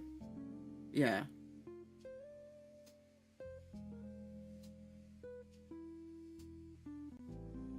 That's right, Mark. You lay that hammer down. They should all need to go celebrate this crappy film in the Blue Oyster Bar. All right, Ted. 2 weeks today, I'll be at the Atlanta airport. Whoop, whoop. Because I can't imagine Duffy movie being shut down by Flat Earther disagreeing, right? I mean, you know, obviously I wasn't on the trip. I have no idea what went on there, but another thing that that Lisbeth said is that one point in time when they do the first live stream from Antarctica, and it's on Duffy's channel, and Jaren gets on camera and he says, "Oh, sometimes you're wrong, blah blah blah." Apparently, that was said before they had finished witnessing a complete 24-hour rotation of the sun. And that Lisbeth and Austin were looking at each other like, why is he capitulating so fast? Right? Because they hadn't even seen they haven't even watched the sun go for 24 hours yet. It was like just the first part of the day or something when they were there. So there was that. So when that combined with like the weird stuff you saw going on with Jaren's like slow sort of turn in those last few months because of the stuff he was saying, yeah, it's very interesting. The more stuff that comes out and the more as time goes on, I feel like Jaren did flip before the trip.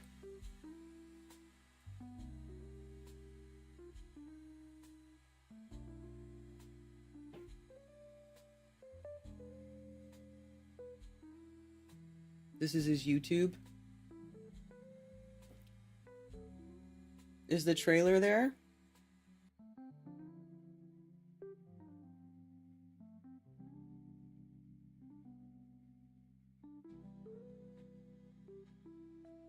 What is this? This doesn't even look like a filmmaker's YouTube channel.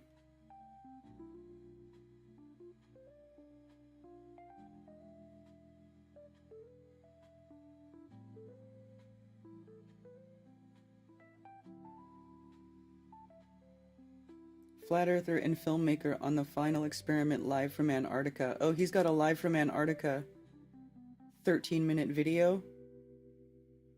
So here he's calling himself a Flat Earther and filmmaker. Did you see that?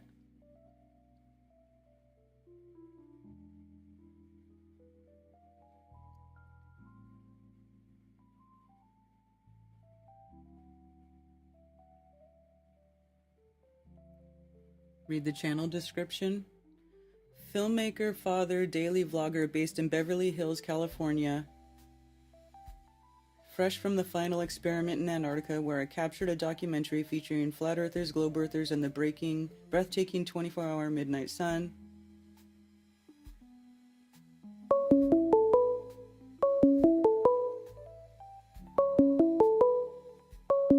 He's calling himself a flat earther on his channel. Thank you for calling Coffee Talk. You're on with Karen B. Karen, it's Glenn. Hey. I just, with all the drama going on and all this, I just wanted to kind of remind people, those who are interested in progressing the truth about where we are here on the earth and all this. There are two things on the table right now. Dr. Mike Heffron's observation concerning the occultation of the timing of occultation of heavenly bodies, and then you got Man of Stone just had a observation where he's, the sunlight attenuates prior to the sun hitting the horizon. Those are two things that anybody with the means to do some replication of, that would really be a positive move. It's some good news for the community if that could be replicated. And then you got the SpaceX sites and NASA sites. People can run disprove curvature using the sites themselves where they claim to launch into space. There's all kinds of things that can be done with those with the means to get into the field and just run the simple experiments. And then to those in the community, I know the community's been infiltrated, and to those listening to these infiltrators, you think you're intelligent, but you're not. You're just like somebody who sticks their foot out in front of somebody when they're walking to trip them. It doesn't take too much intelligence to do that. So I just remind everybody, we got some things in the works right now. Anybody who has the means, who wants to run some field experiments, they're right there. And but as far as getting caught up in drama and all this, and looking at people, I don't know. It's not my thing, but that's just my input, and it's meant in a positive way. Everybody have a real good week. All right. Bye. Thanks.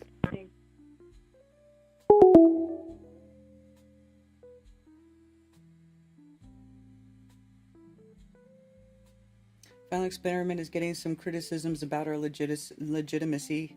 Here is an overhead for shadows. It's all blurry.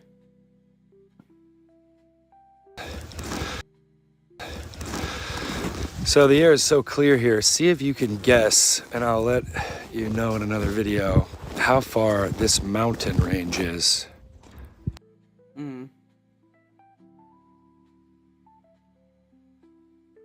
Beautiful Antarctica, babies. Look at that sun. I came here not knowing what was going to happen. I started a camera right there, and it went all the way around us. It's just stayed here. Went up a little bit higher over here, came over here, went back down to where it was. I tracked it. We all tracked it. There was many cameras out here, and what a magical place. I wanted to do a live because, for one, everyone here is doing lives, and I didn't even know it was possible. And two, I figured it was a good way to get a message out while we got a little bit of the Starlink here. Let me just show you the place. This is where we've been staying. We're at the Union. There it is. It's pointing south. Show it from another angle. There it is. So, as we wrap up this experiment, we've got some other ones, some that are still underway that we're working out, and I'll be continuing to document it. Will's gonna do, I believe, another YouTube live in a second here, right behind me. Austin Whitsett right here on a Discord. There's a little makeshift booth because we're really out here. Kind of love that sound. Fresh powder has got a unique quality here because it doesn't snow. It's just ancient. This is ancient snow and ice. And this ancient snow and ice, what it does is just blows around here in Antarctica in this direction. It's crazy how we, especially as we move behind this mountain range, the Rossmore Mountain behind our Union Glacier camp. My f-stop on my camera at this time was still extremely high at an F14. But in contrast, this way, where there's nothing, I was sometimes at like an F25, F30 just to stop down. I have NDs. I chose not to fathering filmmaking. Anyway.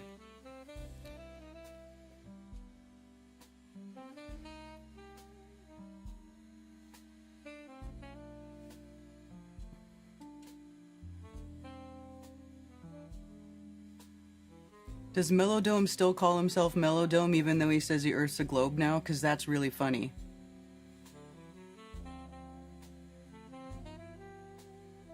Ancient snow. Yeah, they did say that it didn't snow there, that stuff just blows around.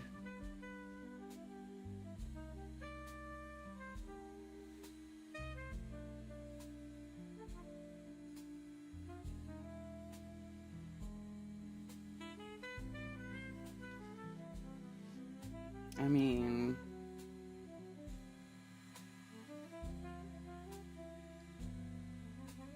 I understand why the Inuit people have so many words for snow. It comes in many consistencies. Yeah, that's interesting. It's mellow globe now.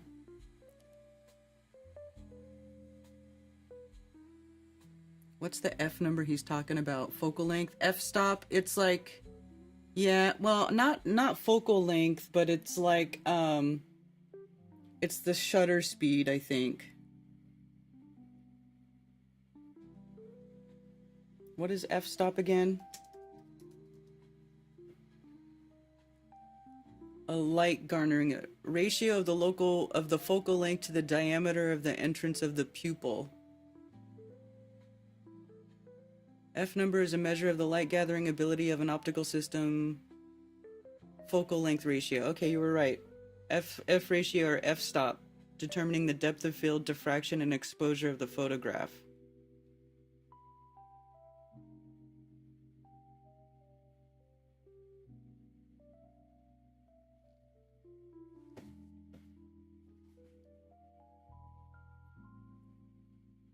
How fast the lens is. Yeah, I've seen the Mellow Globe account. It's pretty funny.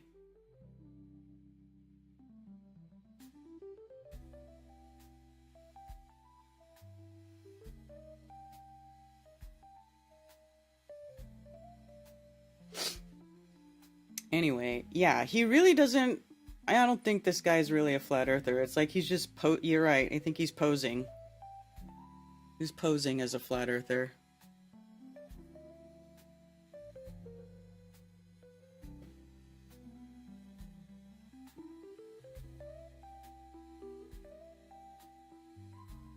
Smellogram, tokogram.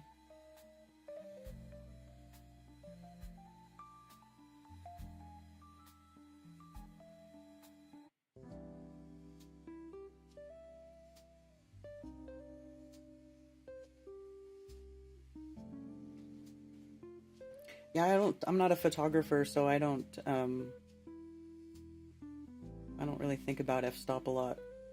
I think about ISO.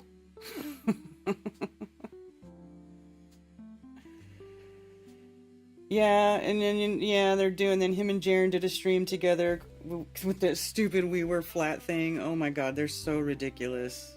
So ridiculous. Does anybody even care? Does anybody care? And the fact that he's a flat earther poser doing the film actually says a lot about this whole thing, yeah.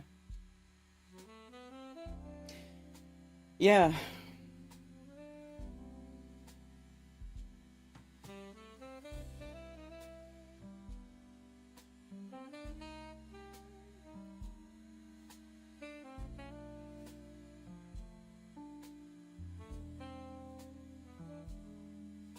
No what? Mega world order. Never thought of it that way. Time is determined by the length of a second. Who determined it? The current definition of a second is based on the hyperfine transition frequency of the cesium 133 atom. This means it is defined by the vibrations of cesium atoms, specifically the energy transitions. Oh, is that what they mean by atomic clock? I always wondered why they called it an atomic clock. That's just a weird thing to base a unit of measure on. That's weird.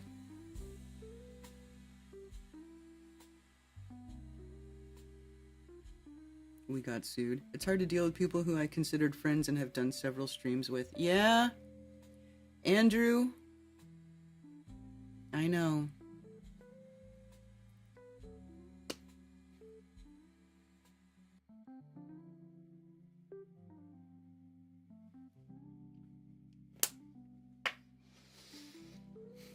And it was crazy, Andrew.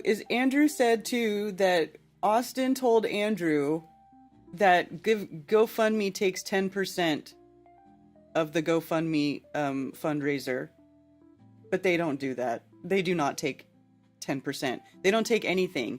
If you donate to a fundraiser on GoFundMe, they give you the option to give money to GoFundMe, like as a donation, as part of the donation, but the donation part goes to the person who is receiving the donation. So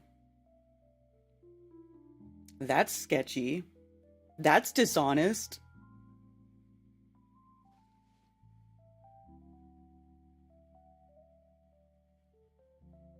Why are you doing squats every 45 minutes?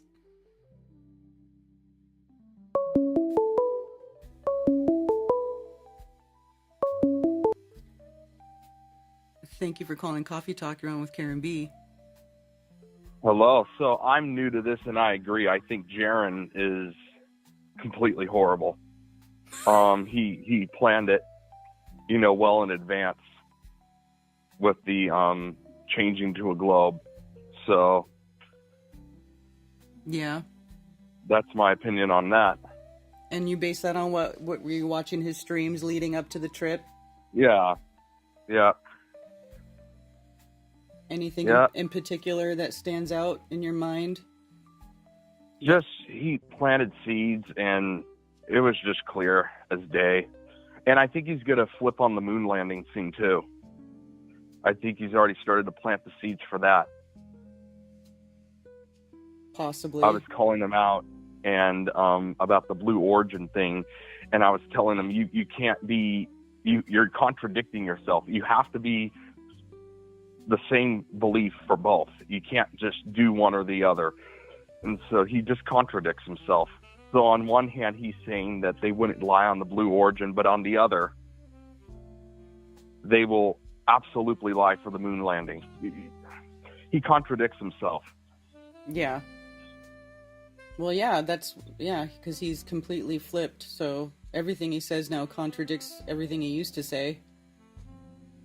Well, he contradicts himself in the same video. Oh, I haven't watched. I can't watch him. I can't watch.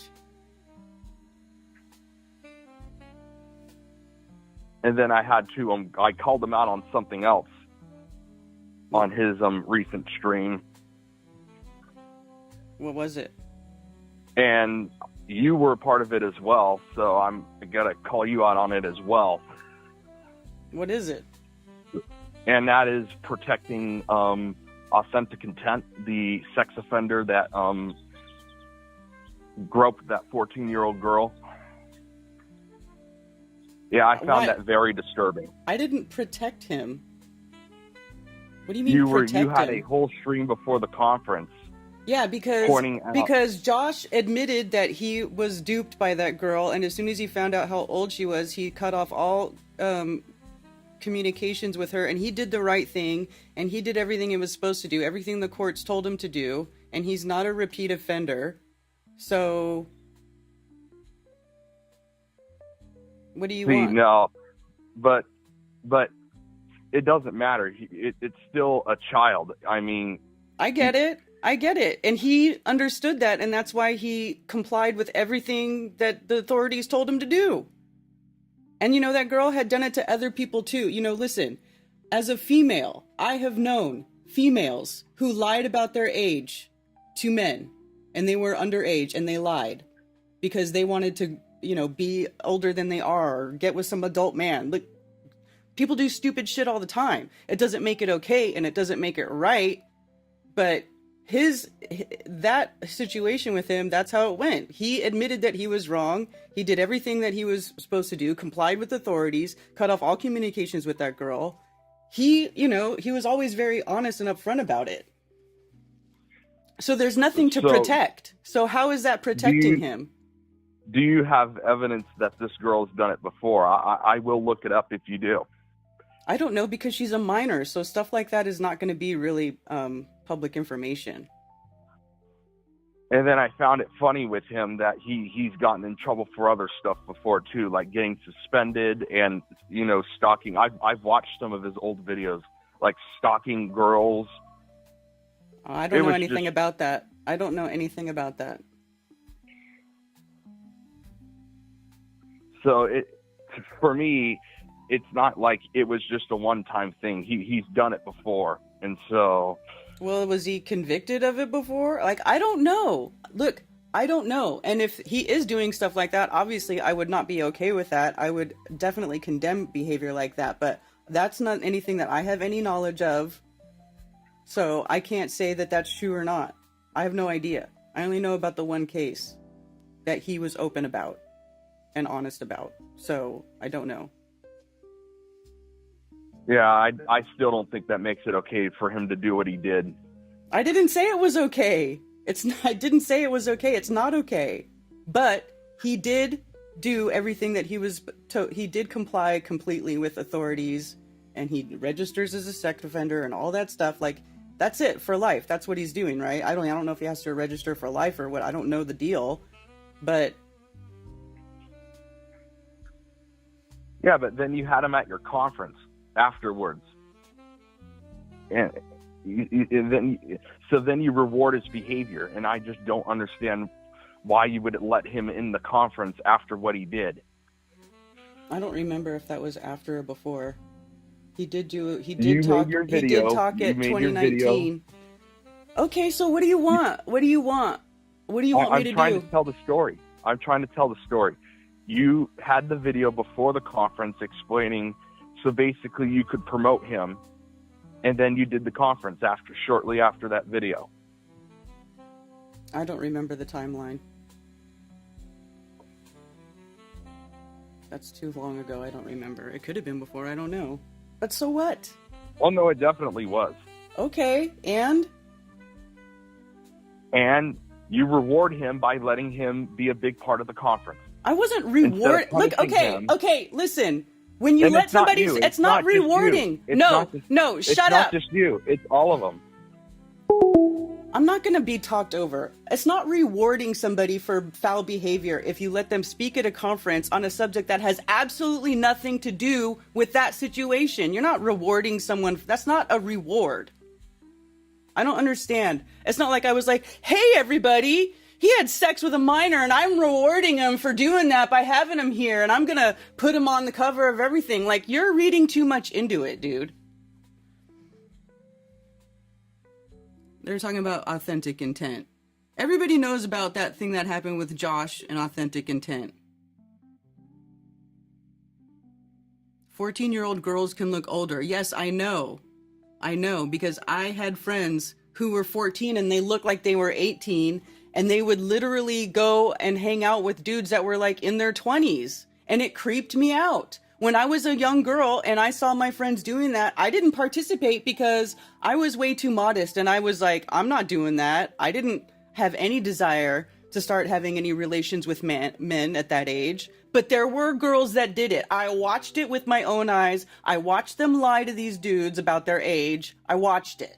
Okay? So that is why I gave a platform to Josh to explain his case, where he said he didn't realize that that girl was underage. He didn't know. She lied to him, okay, about it. Then when he did find out, he cut off all communication with her, and then it was like the mom or something pressed charges. I don't really remember how it all went, but he was lied to, okay? And it doesn't make the situation okay, you know? But at the same time, you have to understand that there's a difference there between people who are lied to and people who, with ill intent, purposely go after young girls. Gregory May says, my mom was 16 and my dad was 21.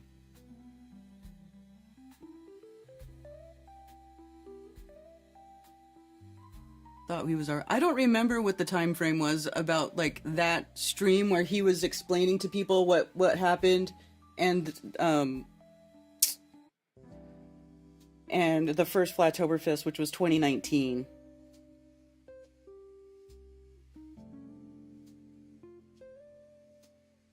Jake the asshole prompted this phone call. Maybe. He's trying to tell the story. No, he's trying to, like, say that I'm rewarding someone, like, as if I approve of this behavior, like, as if he meant to do it and I was okay with it and I was rewarding for it. That's fucking stupid, dude.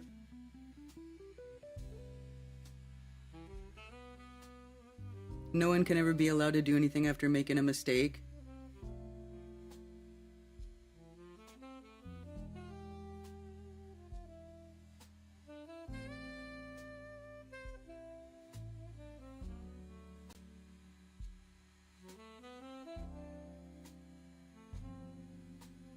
I don't know much about it. All I know for sure is Rico and NDB told me Karen is a real one, good enough for me. They're my bros and I trust them. This is why there should always be a trial before the wood chipper. Due process is important. Exactly!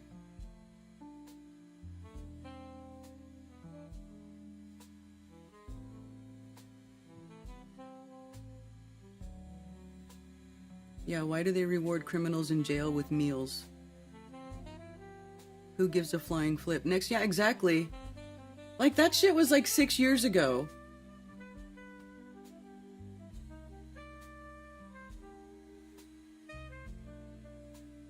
Life is complicated. Right, Liz?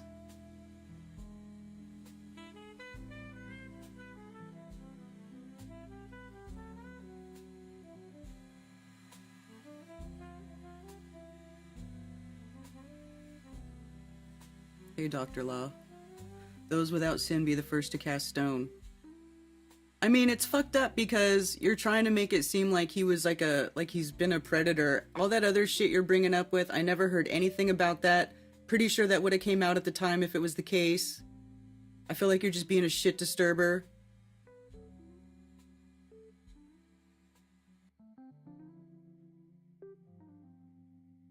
Well, 2019. I don't know when the thing happened with Josh, but it was like it was before that. It was right before. I don't know how long ago it was. People are wired differently. I was 14 sleeping with women in their 30s. That's the only double standard I accept. Right, Thunder Chicken?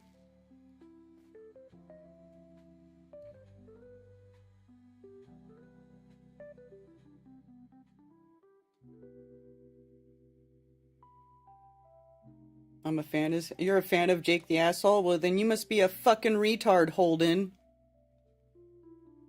Because Jake the Asshole's a fucking idiot.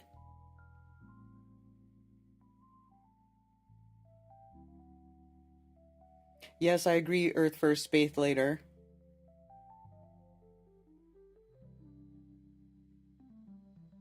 I know that John Bon Jovi had sexual relations with a 16-year-old when he was 21 and touring. Fact from a patient whose cousin was the girl. Yeah. Like, why are you coming at me for that? Josh isn't even around doing anything anymore. Or at least, I don't know. Sometimes I see him around still doing stuff, but not really. I haven't really seen him around very much these days. So it's like, you're just baiting. Are you that desperate for content? Is Jake the Asshole that desperate for content that has his little minions call in and grill Karen about having Josh talk at Flattoberfest 6 fucking years ago? Is that how desperate you guys are for content these days? Really? That's it? That's what you got? You gotta go dig up stupid old shit? Whatever.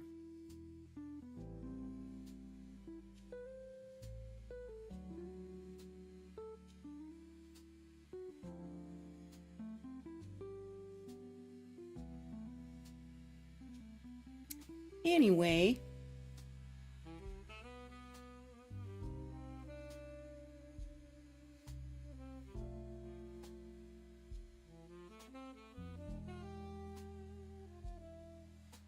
The whole Flat Earth cult did it.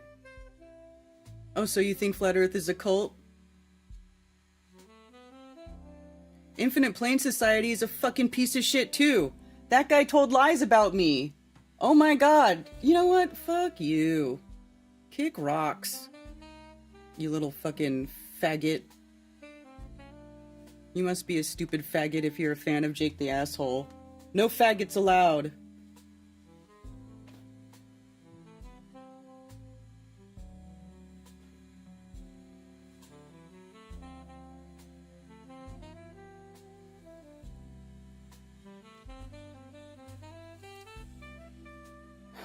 No Jake the Asshole cuck boys allowed.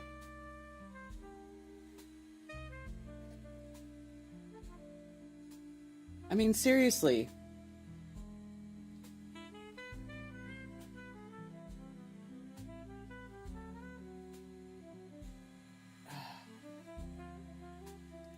That's what I'm saying, dude. This whole YouTube scene has so many retards in it.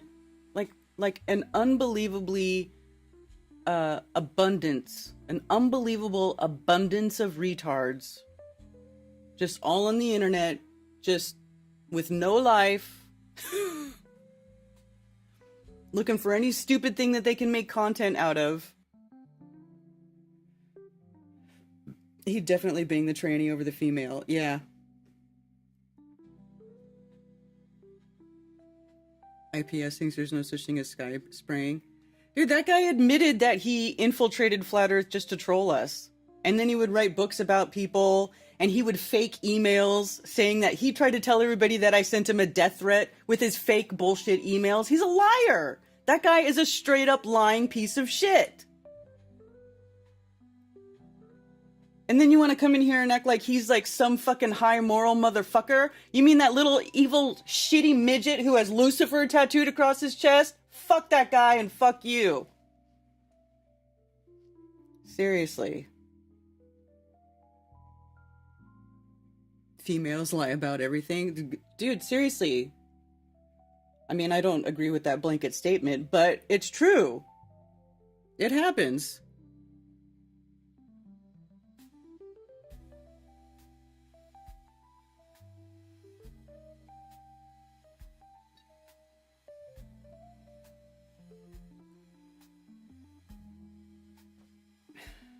Seriously, I just...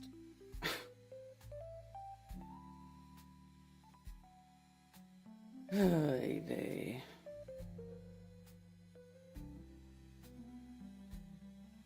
Bigly.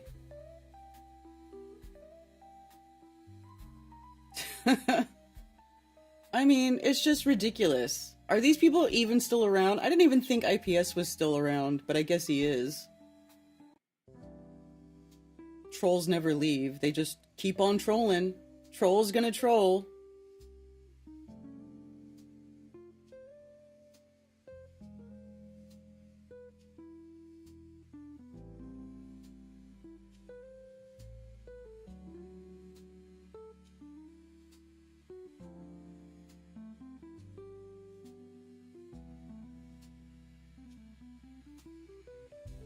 Yeah, and that's a 916 number. He's probably buddies with Jake the Asshole. He probably called from Jake's phone.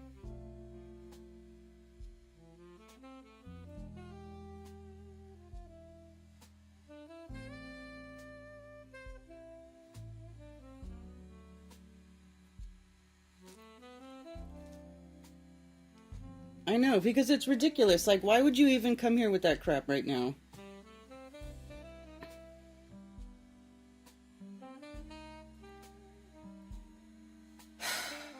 Anyway, what else do you guys want to talk about? Is there anything else to talk about?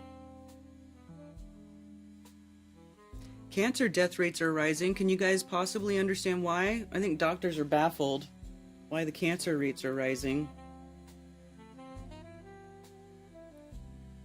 Rate of diagnosis among men fell from 2001 through 2013 and stabilized through 2021, but then they increased. Shocking. What happened in 2021? After 2020, they returned to expected levels.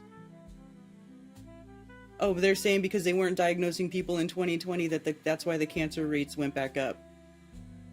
Right. Right.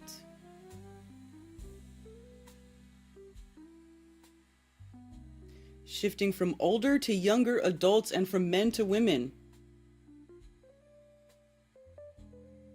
Middle-aged women now have a slightly higher cancer risk than their male counterparts, and the young women are nearly twice as likely to be diagnosed with the disease as young men. This is crazy.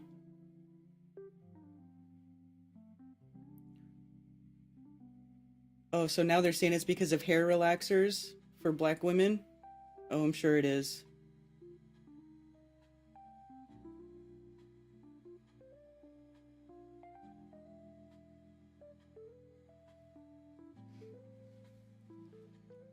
Why do people still wear face masks in public? Because they're programmed to?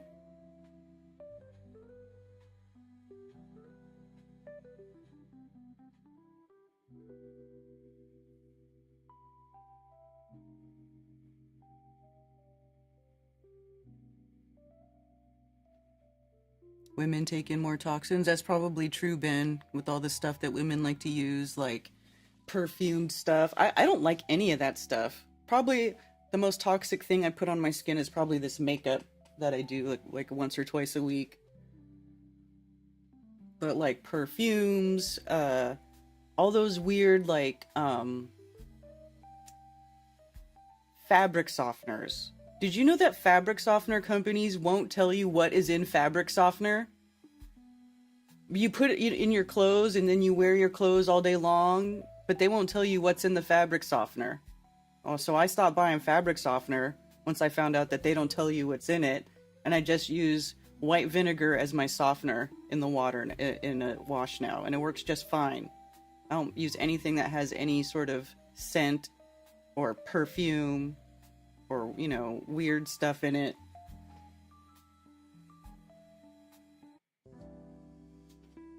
Hair relaxers have always been toxic.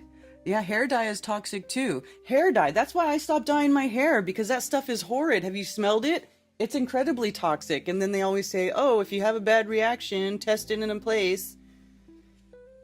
So, hence my gray hair. I don't do that anymore. Alpaca balls.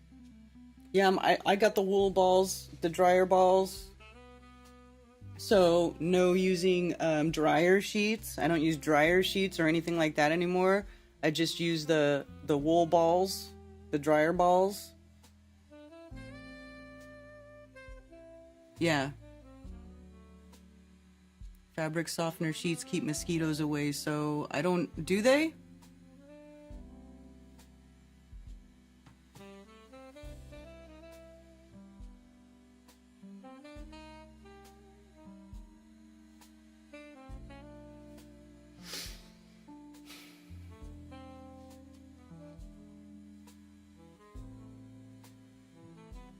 Let's see how the puppies are doing. They're all sleeping. Let's see.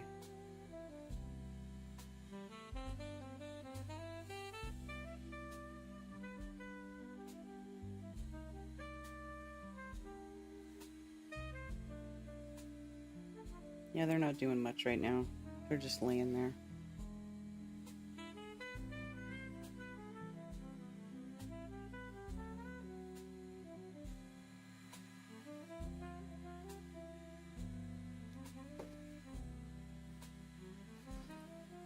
They keep mice away. Sodium lauryl sulfate, SLS, watch out for this. They put it in fluoride-free toothpaste and laundry detergent soap. What does that mean? What is sodium lauryl sulfate? What's bad about that stuff? Larry Ellison or whatever his name is, the guy that Trump had on talking about Stargate and cancer vax for everyone. Oh, I know. Fabric softener isn't allowed to be used with arc flash electrical clothing. Fact. Oh, really? I didn't even know there was special electrical clothing that electricians wore. But it makes sense.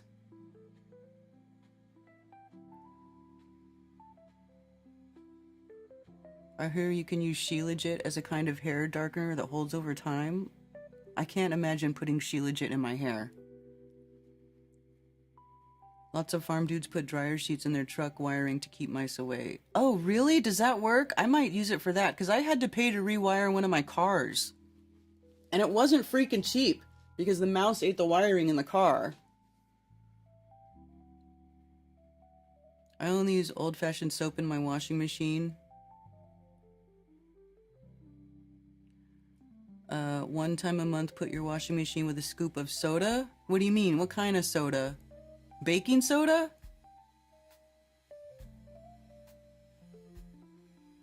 Henna, yeah, it's kind of red. I don't care about dyeing my hair anymore. I'm over it. I don't need to dye my hair anymore. I let it grow out. It's gray. Everybody's already seen it. It's already here. It's fine. I'm fine.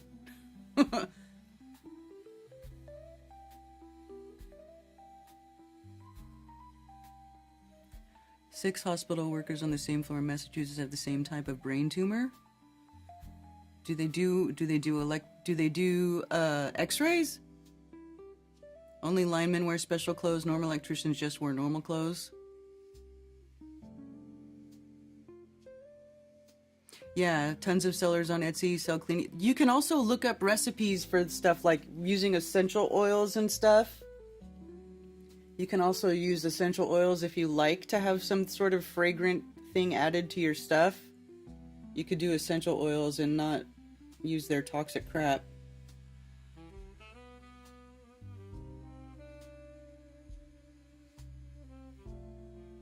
My beard's going white. I'm gonna look like Gandalf soon. Right on, Ben.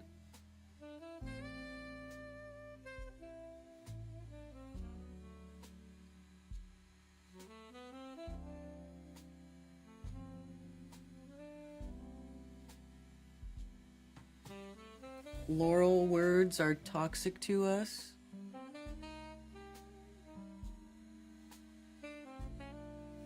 Linemen have special clothes.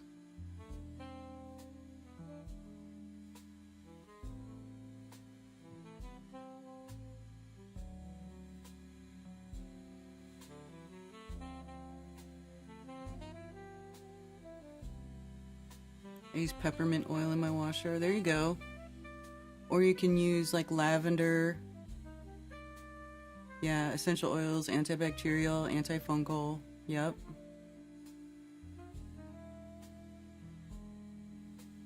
I love your gray hair too, Liz.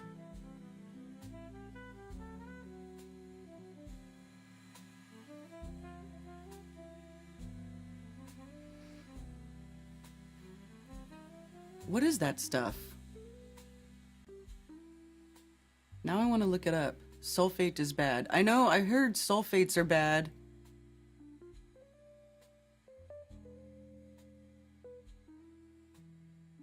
Sodium lauryl sulfate. Let me see. I want to search this stuff up.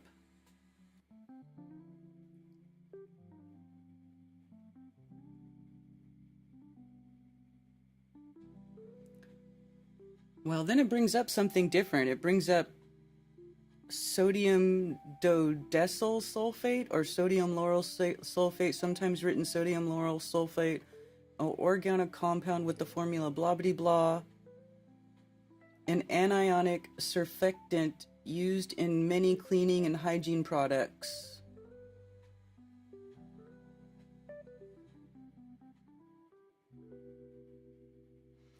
SLS is a surfactant that lowers the surface tension between ingredients and is used in many cleaning and beauty products.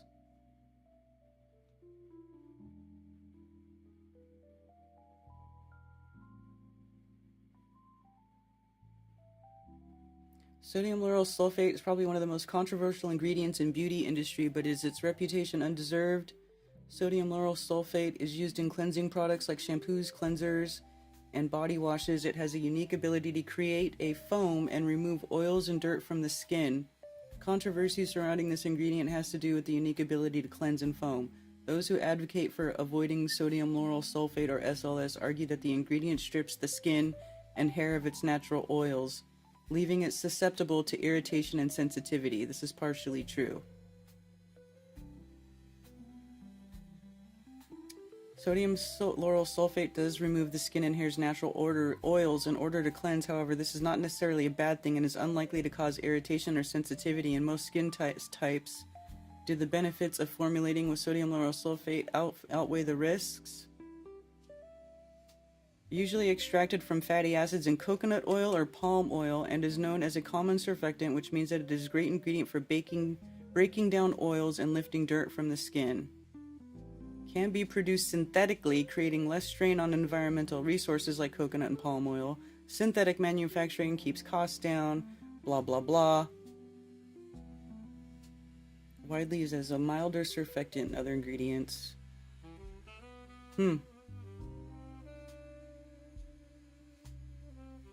Irritation and sensitivity in skin types.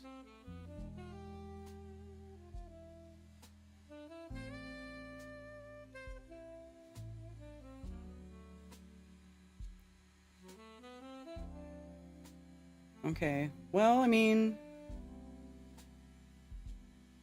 it doesn't sound great, but it doesn't sound that bad either.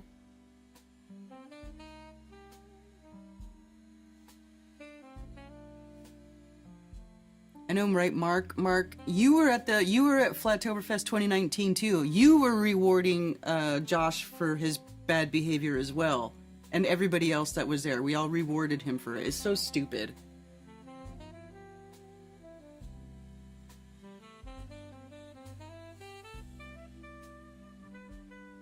Make my own shampoo now. Cosmetologist for 22 years and stopped using store-bought shampoo 20 years ago. Really? So, what do you put in your shampoo?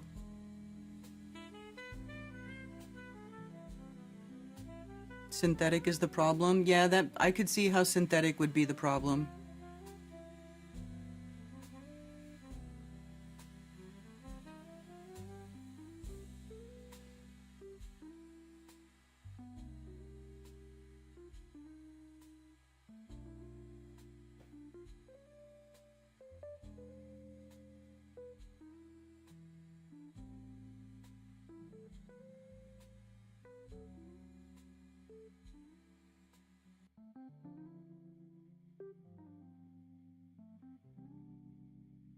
I'm an enabler. I not only reward bad behavior, I encourage it. Okay, so that guy should be calling you, not me.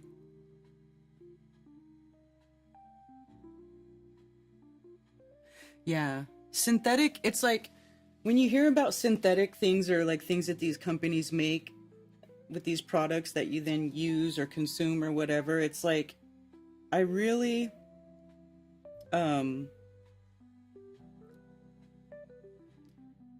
who's making it really makes a difference, you know? And it, like, these companies, they have no soul, they have no care, they only care about profits and the bottom line. So, you know, when they're making a product and that's the intent, is just to maximize profits, there's really no care in it, there's no good intent in it. And maybe that sounds kind of woo-woo, like, not like, maybe unscientific, right? Like, oh, well, material's material, blah, blah, blah. But I think that there is the person who's making it, just like in alchemy, the alchemist that is making whatever they're making, it matters who makes it, right? Like the person, whoever is making whatever, they're putting their intent to it, their energy, their life force into doing this. So what is their intent? What is their energy? What is their thought process? So I think that's why a lot of the stuff that's like mass marketed and, you know, is just not good. Canola oil, waste byproduct.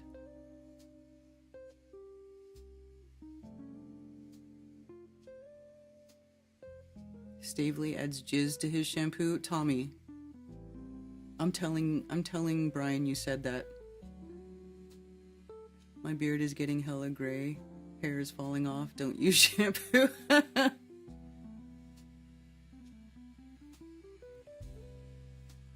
Right? Ted's hair is getting more gray. He looks handsome as ever. That's why my dabs make people crazy high. Dude, I believe it, Ben. I'd love another batch of Carol's castor oil soap. Yeah, Carol does good stuff. That's the wizard part of it. Yeah, exactly. It is the wizard part. Because there's something to be said for the energy or the life force driving the person who's making whatever it is. It's like, you know, like somebody can follow the same recipe, but it won't be the same as when, you know, grandma made it or their mom made it or something. You know, it's like, oh, I love this dish, but it's never going to be the same if it's not the same person making it. Even if you follow the recipe to the T, it would still be different. Does that make sense?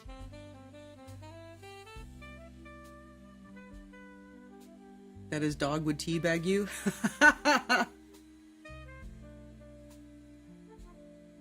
Canola oil stands for Canadian oil made from GMO rapeseed plant, considered a weed.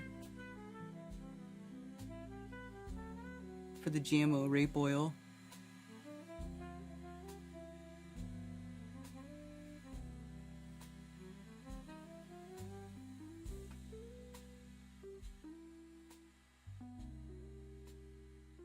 Yeah.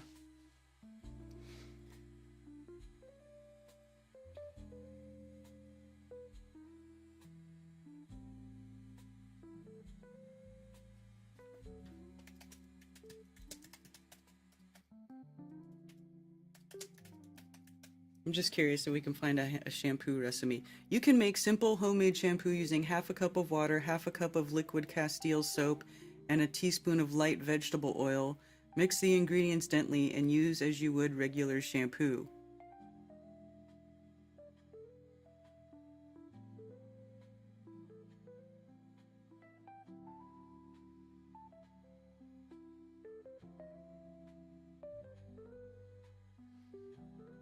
Do shampoo manufacturers have your best interests at heart? Perhaps you believe they do, but since you're here reading this article, I'll assume you've become at least skeptical.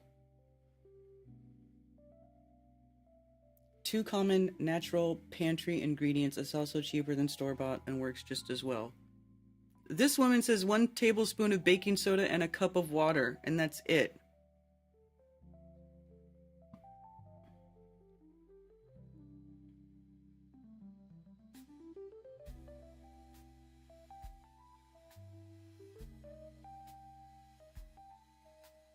I feel like a tablespoon of baking soda and a cup of water. 5 stars from 2 votes.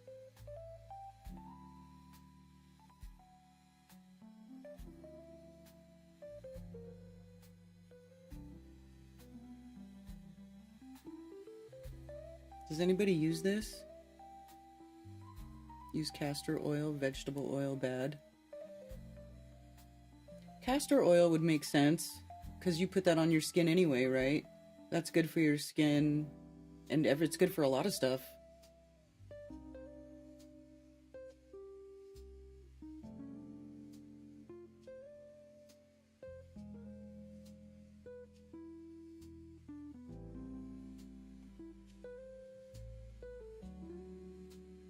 Tea tree oil is good for shampoo or lice. Fun fact, canola oils initially used was back in WW2 as a lubricant for planes.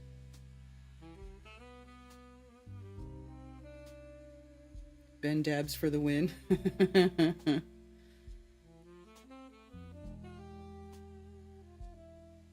Baking soda and vinegar. I clean with baking soda and vinegar, but not my hair. I guess it makes sense though.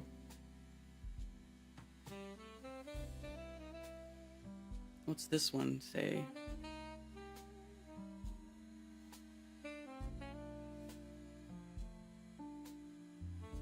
So this one is a 1/4 cup of coconut milk. No. A 1/4 cup of coconut milk, 1/4 cup of Castile soap, 20 drops of essential oils such as peppermint, lavender, rosemary, or orange, and a teaspoon of almond or olive oil if you have dry hair. Combine all the ingredients in a bottle or jar. Pump soap dispensers and even foaming dispensers work well for this. If you use a foaming dispenser, you may need to add a 1/4 cup of distilled water.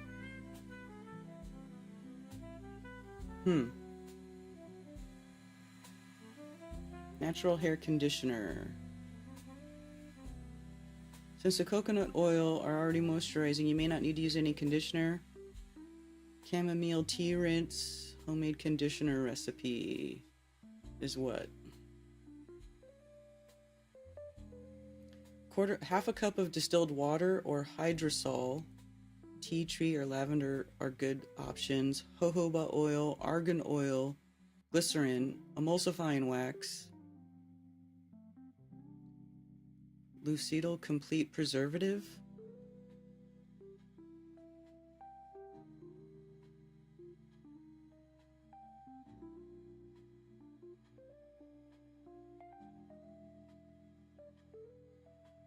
Radish root and coconut.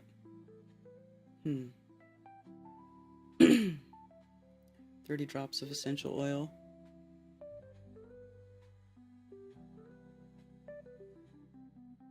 Oh, you gotta use like a double boiler and emulsify it all together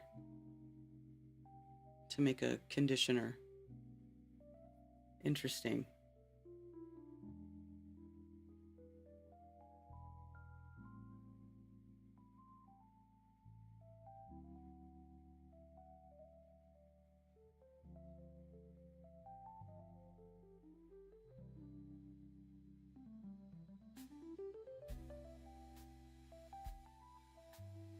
Water, Castile soap, jojoba oil, and essential oils.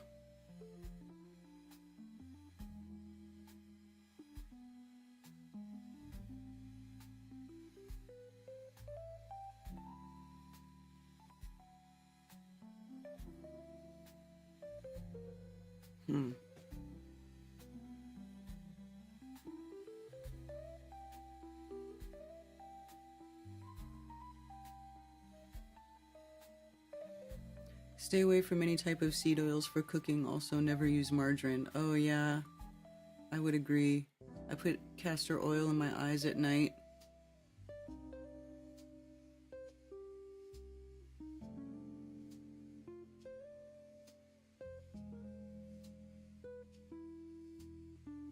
Seed oil shouldn't be heated.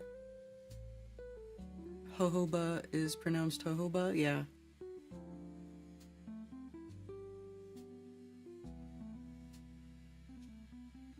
I have a double boiler just for making candles, tallow bombs, etc. Yeah. Jojoba. Is that, did you learn that today? Jojoba oil.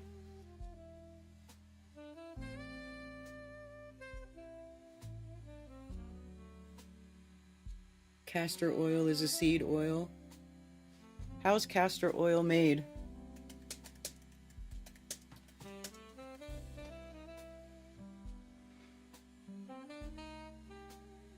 Castor oil is a vegetable oil obtained by pressing the seeds of the castor plant. So if you get the seed, if you get it out by just squeezing it like a press, that's okay. That's an okay way to extract oil.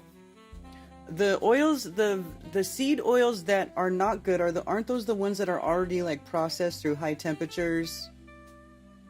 Right? They had to go through some weird process to get made. But if you just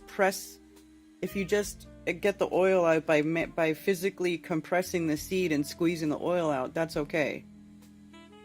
Is made by pressing the seeds of the castor plant, Ricinus communis, to extract the oil. The seeds contain 40 to 60% oil, which is then refined and processed for various uses. So that's okay.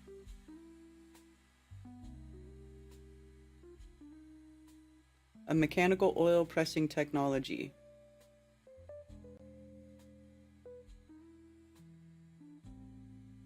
A Goyam screw press. Goyum. That's a weird name, isn't it?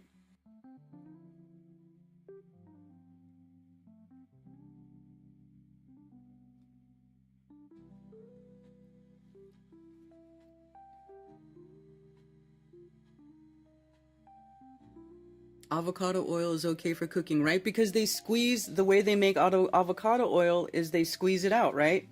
Let's see.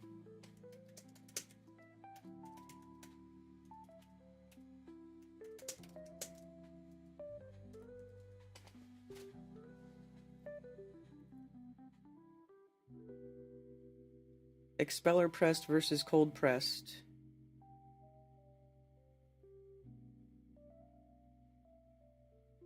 Avocado oil is made by pressing the pulp of ripe avocados to extract the oil. The process typically involves washing the avocados, removing the skin and pit, and then using a centrifuge to separate the oil from the pulp and the water. So again, that's minimally processing. 3 ways to make avocado oil: by extracting the oil from ripe avocados,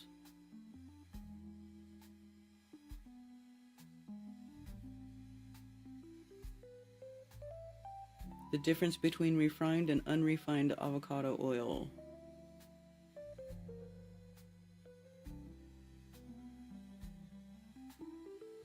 First step in oil production is selecting the right avocados. Only ripe and healthy avocados are chosen, ensuring a high quality product. Once the avocados are harvested from the trees, they undergo a thorough washing to remove any dirt or debris. Then they're carefully cut into halves and the pits and skins are removed. The remaining pulp or flesh is then extracted and mashed to create smooth avocado paste. The next crucial step in making avocado oil is the separation of the oil from the avocado paste. This is achieved through a process called centrifugation. The avocado paste is placed in a centrifuge machine that spins rapidly, separating the oil from the solids. The oil, being lighter, rises to the top while the heavier solids settle at the bottom. Avocado oil can also be produced through cold pressing. In this method, the avocado flesh is mechanically pressed, extracting the oil without the need for heat or chemicals. Cold pressed avocado oil is often considered the purest form as it retains more of the natural nutrients and flavor. So there you go. I love using avocado oil. I use avocado oil a lot.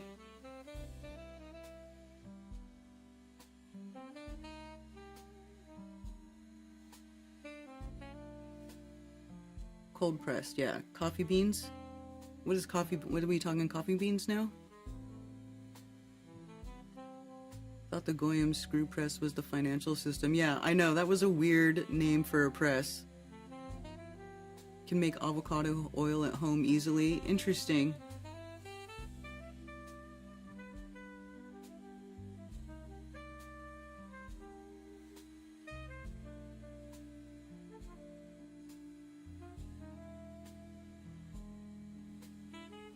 Some of these oils actually rancid and then they have to neutralize the smell with more chemicals. I don't know. I don't know. I like using ghee for cooking. Yeah, ghee is good.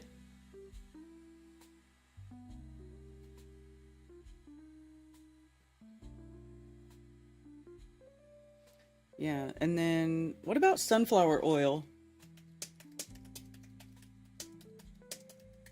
Do you guys think sunflower oil is good or bad? Made by pressing the seeds of the sunflower plant, followed by a refining process to improve its quality. The extraction can involve mechanical pressing or solvent extraction to maximize oil yield, and the oil is refined to enhance its flavor, color, and stability. Oh, see, that doesn't sound good.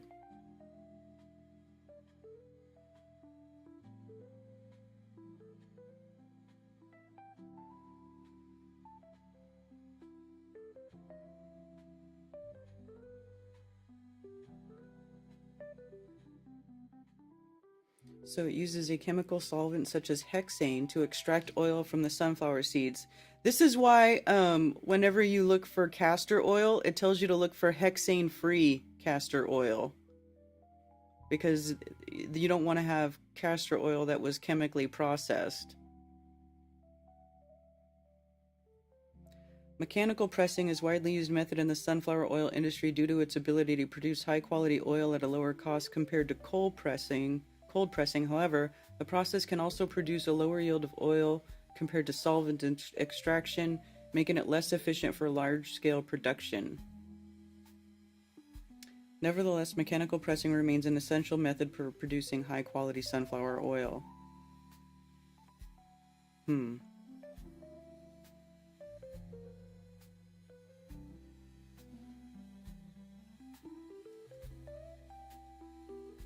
Bad also seed oil. But other seed oils, but not all seed oils are bad. See, that's the thing. You guys can't just say, oh, seed oil. Because castor seed is a seed oil, but that's okay, right?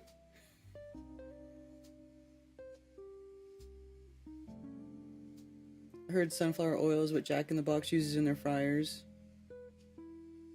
Chemical called hexane is used to extract remaining oil from the seed flakes. Yeah.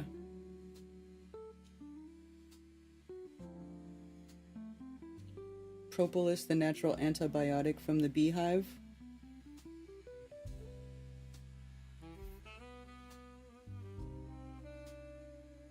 Yeah.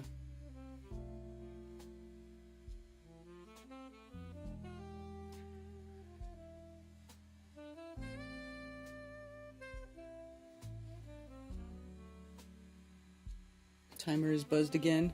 Hilarious. I look for the highest burn temperature when buying oil. Yeah.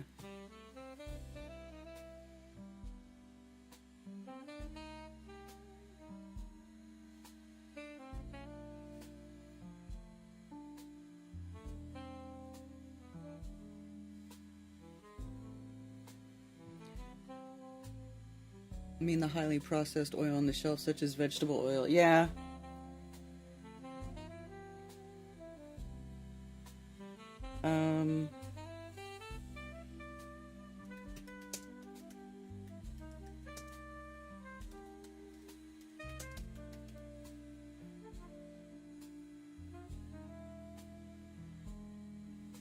Least processed cooking oils are typically unrefined oils such as extra virgin olive oil, cold pressed avocado oil. These oils retain more nutrients and natural flavors compared to refined oils, making them healthier options for cooking. Look, everything's AI now.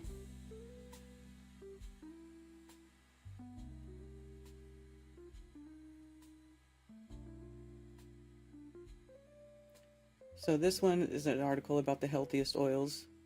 Healthiest, least processed cooking oils. When you hear the word vegetable oil, you might assume these oils are healthy, but these oils like corn oil, soybean oil, cottonseed oil are refined seed oils that aren't healthy to cook with.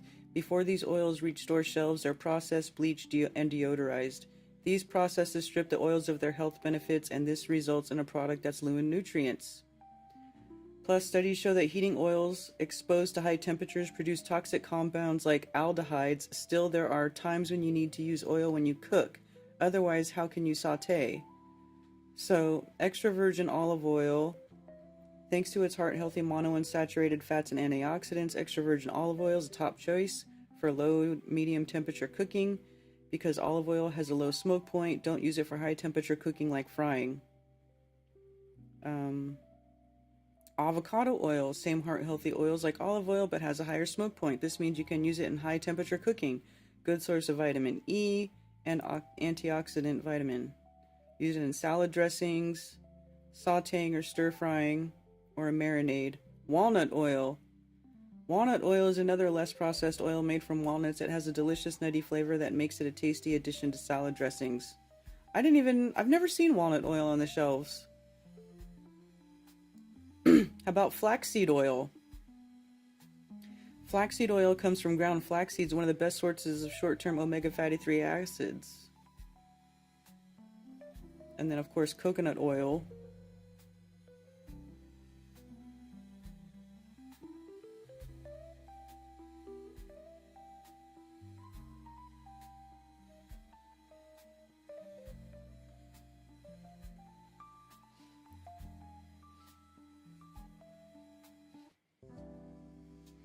Coconut oil, cold press, so it's good for everything. Yeah. Best oil is cannabis oil. Coconut oil, yeah. I like cooking with peanut oil. Don't know if good or bad, but results are good. Yeah, peanut oil is good, but it's hard to find these days.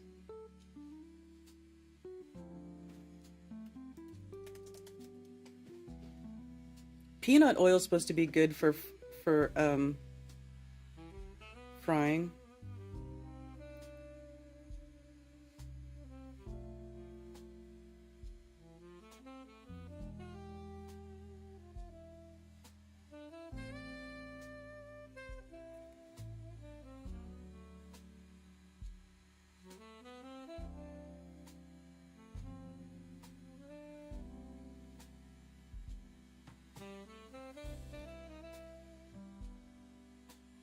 So you can get all kinds of peanut oil. So they do cold pressed peanut oil and refined peanut oil. Commonly used by restaurants to fry foods like chicken and French fries. That's what I think most people were using as peanut oil. Peanuts are crushed to force out the oil. This low heat process retains much of the natural peanut flavor and more nutrients than refining does.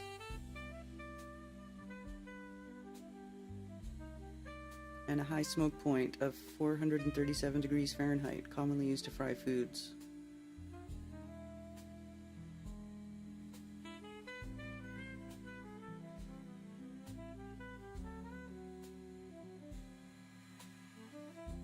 Canola oil refinery is just like an oil refinery. It's an industrial lubricant. Yeah, I never use canola oil.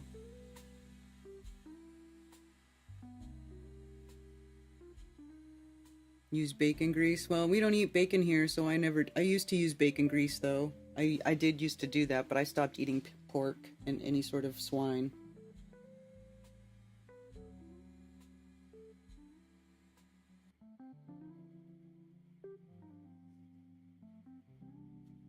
Problem with peanut oil, most of it is GMO.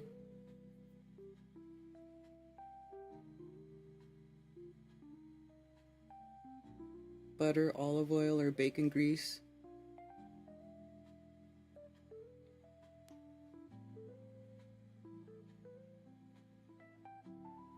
Yeah, beef tallow is good. There's 16 ingredients in McDonald's French fries. Is that true?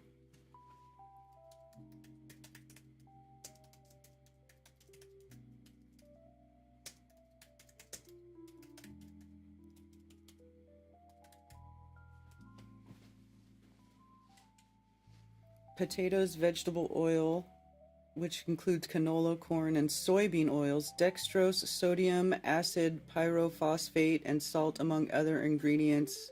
They also contain natural beef flavor, which means they are not suitable for vegetarians or vegans.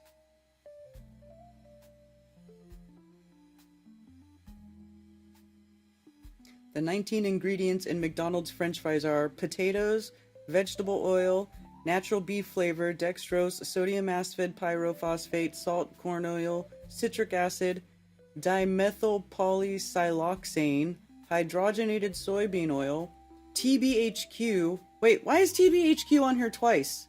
TBHQ, water, TBHQ? What is that? Citric acid. This is again? Some of these are listed twice.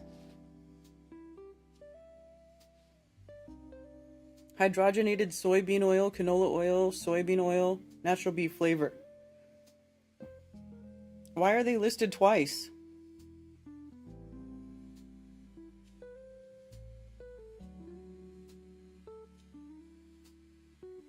While McDonald's French fries do not contain any animal products, they are fried in a mixture of vegetable oils that have been processed using animal byproducts, so they are not considered vegan. What is TBHQ?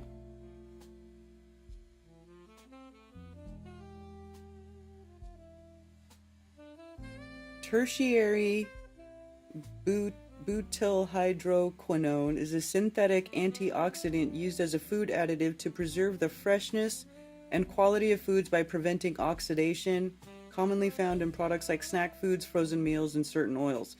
So it's like a weird food preservative is what it is. This is why the fries don't go bad.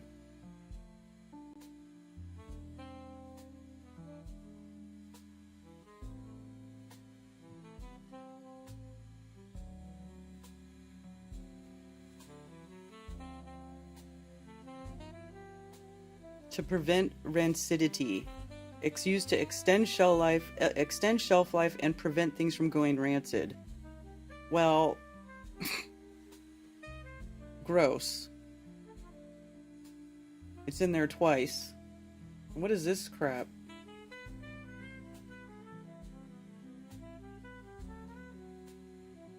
Silicone polymer. Oh my gosh! It's plastic! A silicone polymer with a wide variety of uses from cosmetics to industrial lubrication, passive daytime radiative cooling.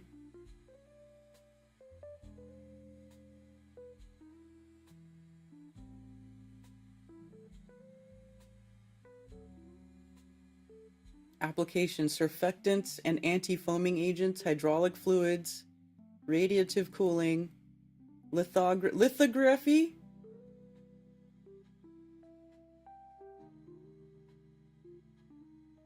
Added to many cooking oils as an anti-foaming agent to prevent oil splatter during the cooking process. Oh my gosh. Hash browns, milkshakes, and smoothies, and Wendy's French fries. Ew. It's also a condom lubricant. Oh my god. Do you guys see this? There's condom lubricant in McDonald's French fries, you guys. Holy shit. I'm so glad I don't eat there anymore. Oh my god. That's disgusting. That is really disgusting.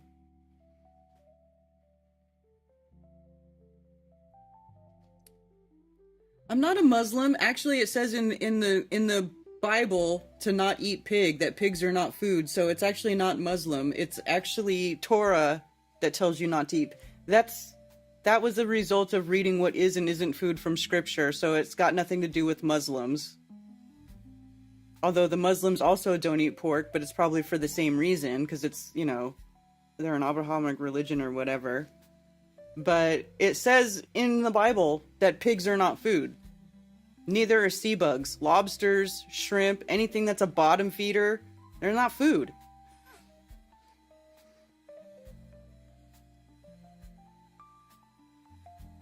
This is old news to you, Artez. See, I just stopped eating fast food a long time ago because I knew it was bad for you, but I never really looked into the ingredients of McDonald's. I had no idea they put condom lubricant in French fries.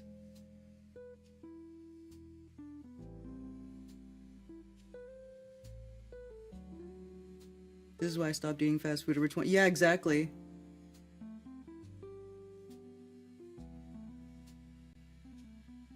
Fuck that halal bullshit. But then you say pork is gross, so I don't get it.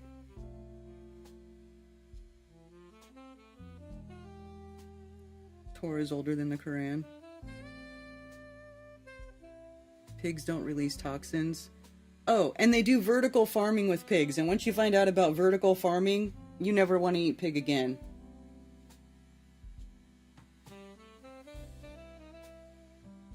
Pig is the enemy of snake. Weird, because oysters are so good for you. Oysters clean up the ocean. Oysters literally are the filters of ocean water. They clean all the gunk out of the ocean. That's why they taste nasty. Ew, I hate oysters.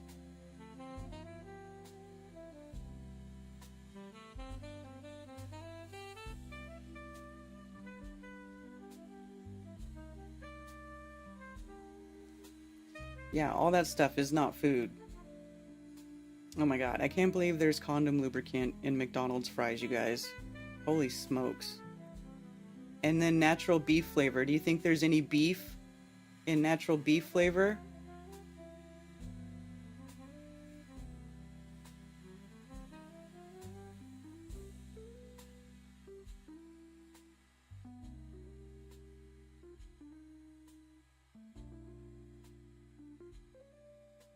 But the term flavor additives is deliberately vague. Companies are not required to disclose the ingredients of flavor additives if all components are considered generally recognized as safe by the Food and Drug Administration.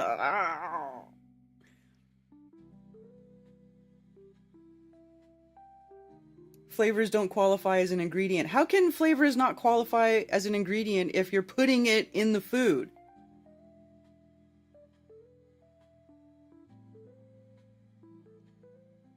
The food industry flavors don't qualify as ingredient. That's why nutrition labels are fast food menus. Well, as 45 impossible to pronounce ingredients, and then round out the deceptively simple phrase with natural flavors.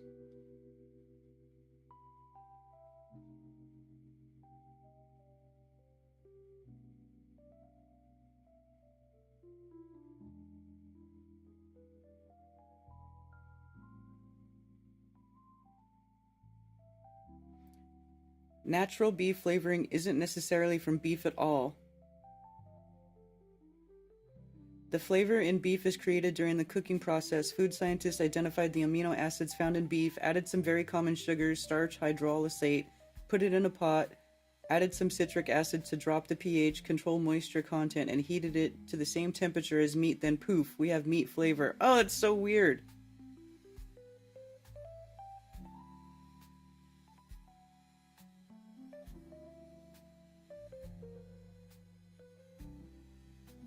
There's your condom fries.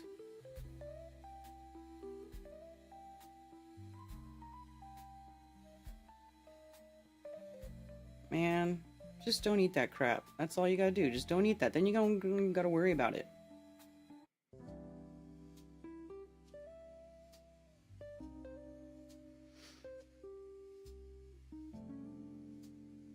Amanda Vollmer shared something gross about pig farming the other day. How they kill is unbelievably cruel. Oh, dude, it's bad. Yeah.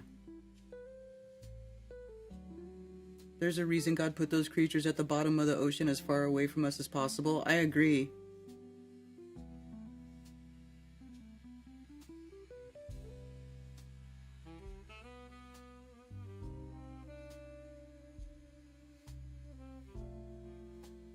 And the Twinkies. The meaning and origin of generally recognized as safe.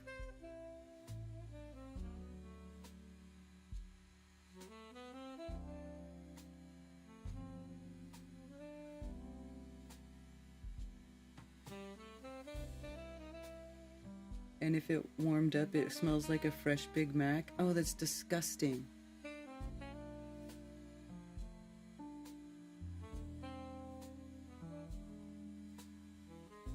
How do they keep it?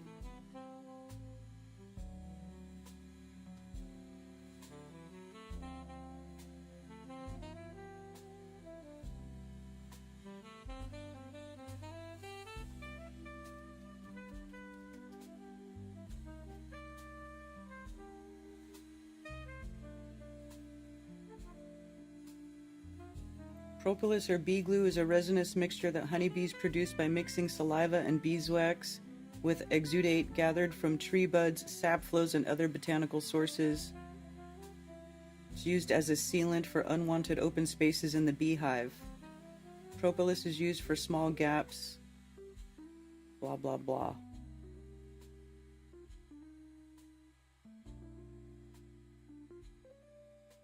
Improving blood sugar levels with people in diabetes, huh? But Sheepopedia doesn't really say anything, doesn't really have much about propolis, does it?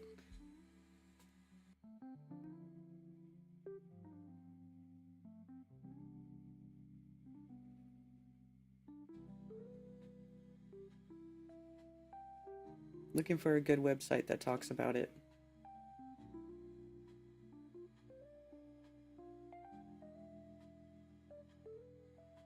Bee glue.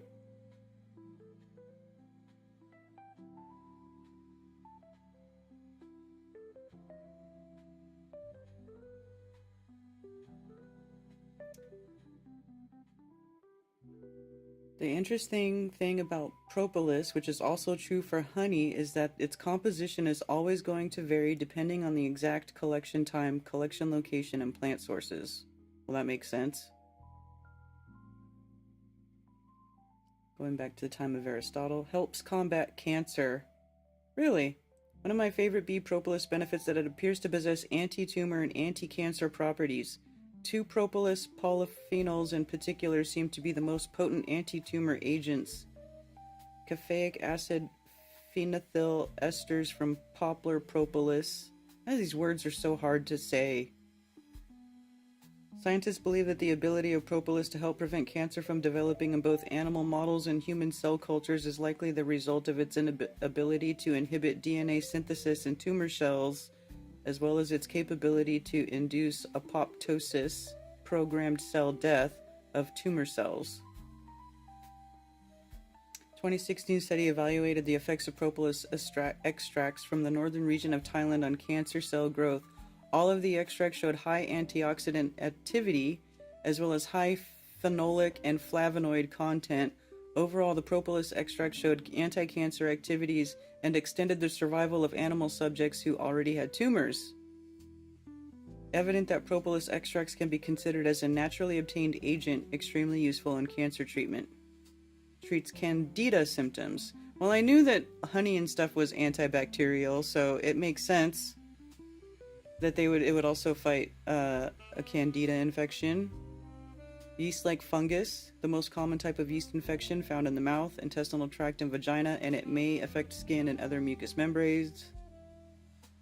Propolis extract inhibited oral candidiasis in 12 patients with denture-related inflammation and candidiasis, and a 2022 explored its antifungal properties when derived from different regions, showcasing these effects across the board. Huh. Help stop herpes reproduction. HSV1, the main cause of herpes infections in the mouth and lips, are commonly known as cold sores and fever blisters. Herpes virus can live dormant inside a person's immune system for a lifetime, periodically causing blisters and bursts into an open cold sore or ulcers before healing. Blah, blah, blah. Propolis can stop both HSV1 and HSV2 from reproducing. A systematic review and meta-analysis of people with genital herpes and cold sores compared propolis to Zovirax, which is a common conventional treatment for genital herpes that lessens the symptoms of the infection. What did researchers find? The subjects using propolis had their lesions heal faster than those using Zovirax. Prevents and stops colds, fights parasites. Improves fertility for women with endometriosis. Can prevent and treat common cold and sore throats. Fights paradise. Oh, Giardia. Giardiasis, a parasitic infection that can occur in small intestine, is caused by a microscopic parasite called Giardia lamblia, and you contract Giardias in contact with people by eating contaminated food or water. A clinical trial looked at the effects of propolis extract on 138 Giardiasis patients, both adults and children. The researchers found that the extract resulted in a 52% cure rate in children and 60% elimination rate in adults.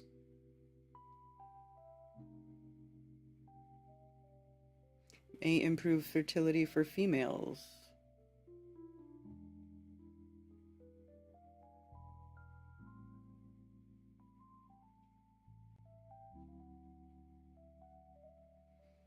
People who are allergic to honey, bee pollen, royal jelly, conifer, and poplar trees should not use propolis unless tested first by an allergy specialist.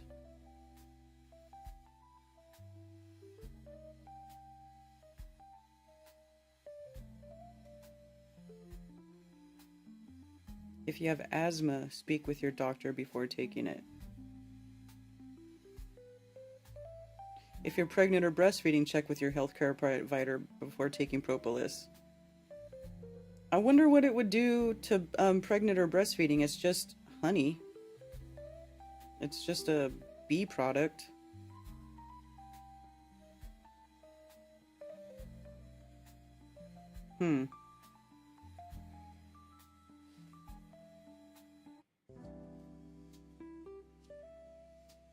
Hey, Josh.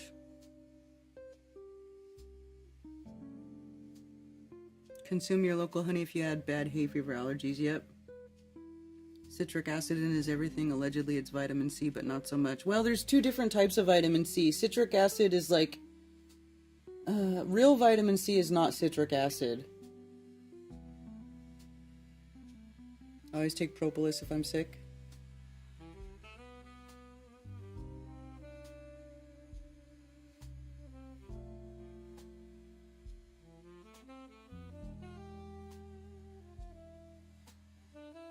I had a roommate in the 80s that had herpes, and she would have to fill the bathtub to go tinky because it hurt so fucking... Oh my god!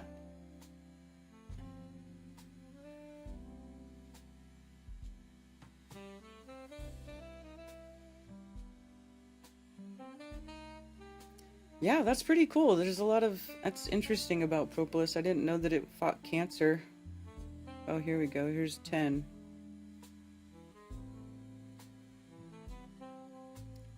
Wound healing, anti-inflammatory, stimulates circulation, boost immunity, antioxidant power, reduce allergies, improve cognitive abilities. One of the other effects of antioxidants is an improvement in cognitive abilities. Free radicals are partially responsible for the cobwebs of old age, and by stimulating the use and creation of new neural pathways, propolis can keep cognitive disorders at bay, improve memory and retention and interaction skills as we age. Oh, that's interesting. So can you prevent dementia or Alzheimer's with it, I wonder? Vision health, oral health. Side effects have been reported in the past, including those who suffer from asthma and anyone with bleeding problems. It can slow blood clotting and negatively impact respiration. If you are allergic to honey, bee products, or certain types of trees or saps, do not use propolis.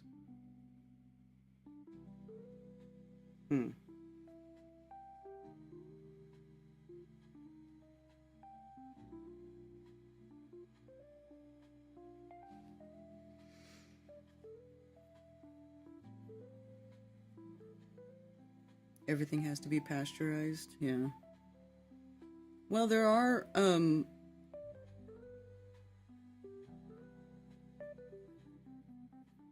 bacterias.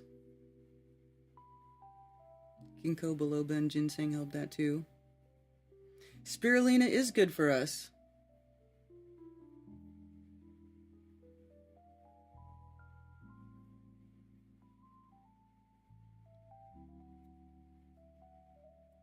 Cheers, Leland. I'm glad you enjoy them.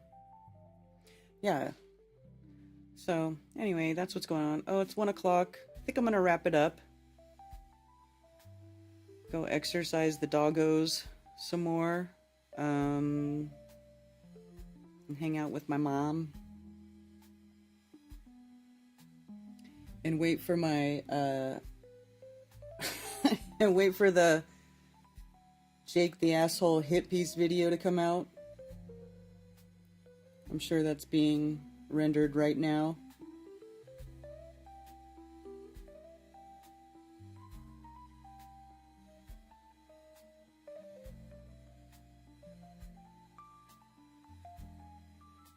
Hey, people were chatting on Rumble.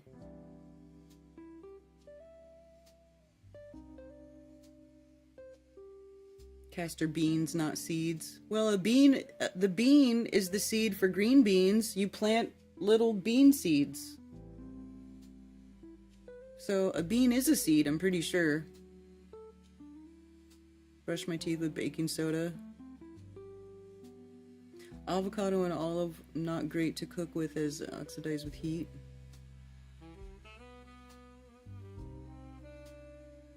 Herpes is a myth, not a virus. Well, yeah, of course I have questions about all viruses.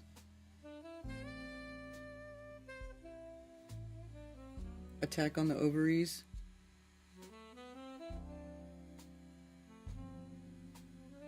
Six years ago, she's legal now. Hilarious.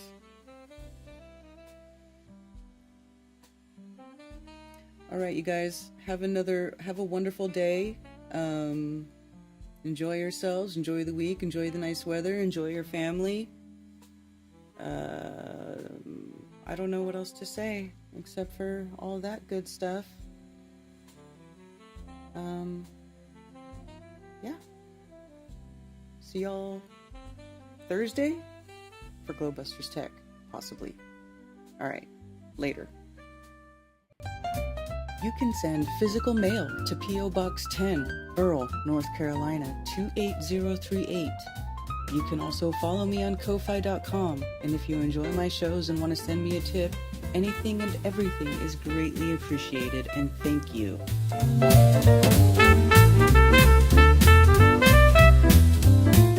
And it's official. Flat Earth Festivals has been retired. It was great fun while it lasted, and I hope you all cherish the memories we made at Flattoberfest as much as I do, and it was a pleasure to watch so many online friendships become in real life friendships over the years. Thank you so much, and I'll see you next time.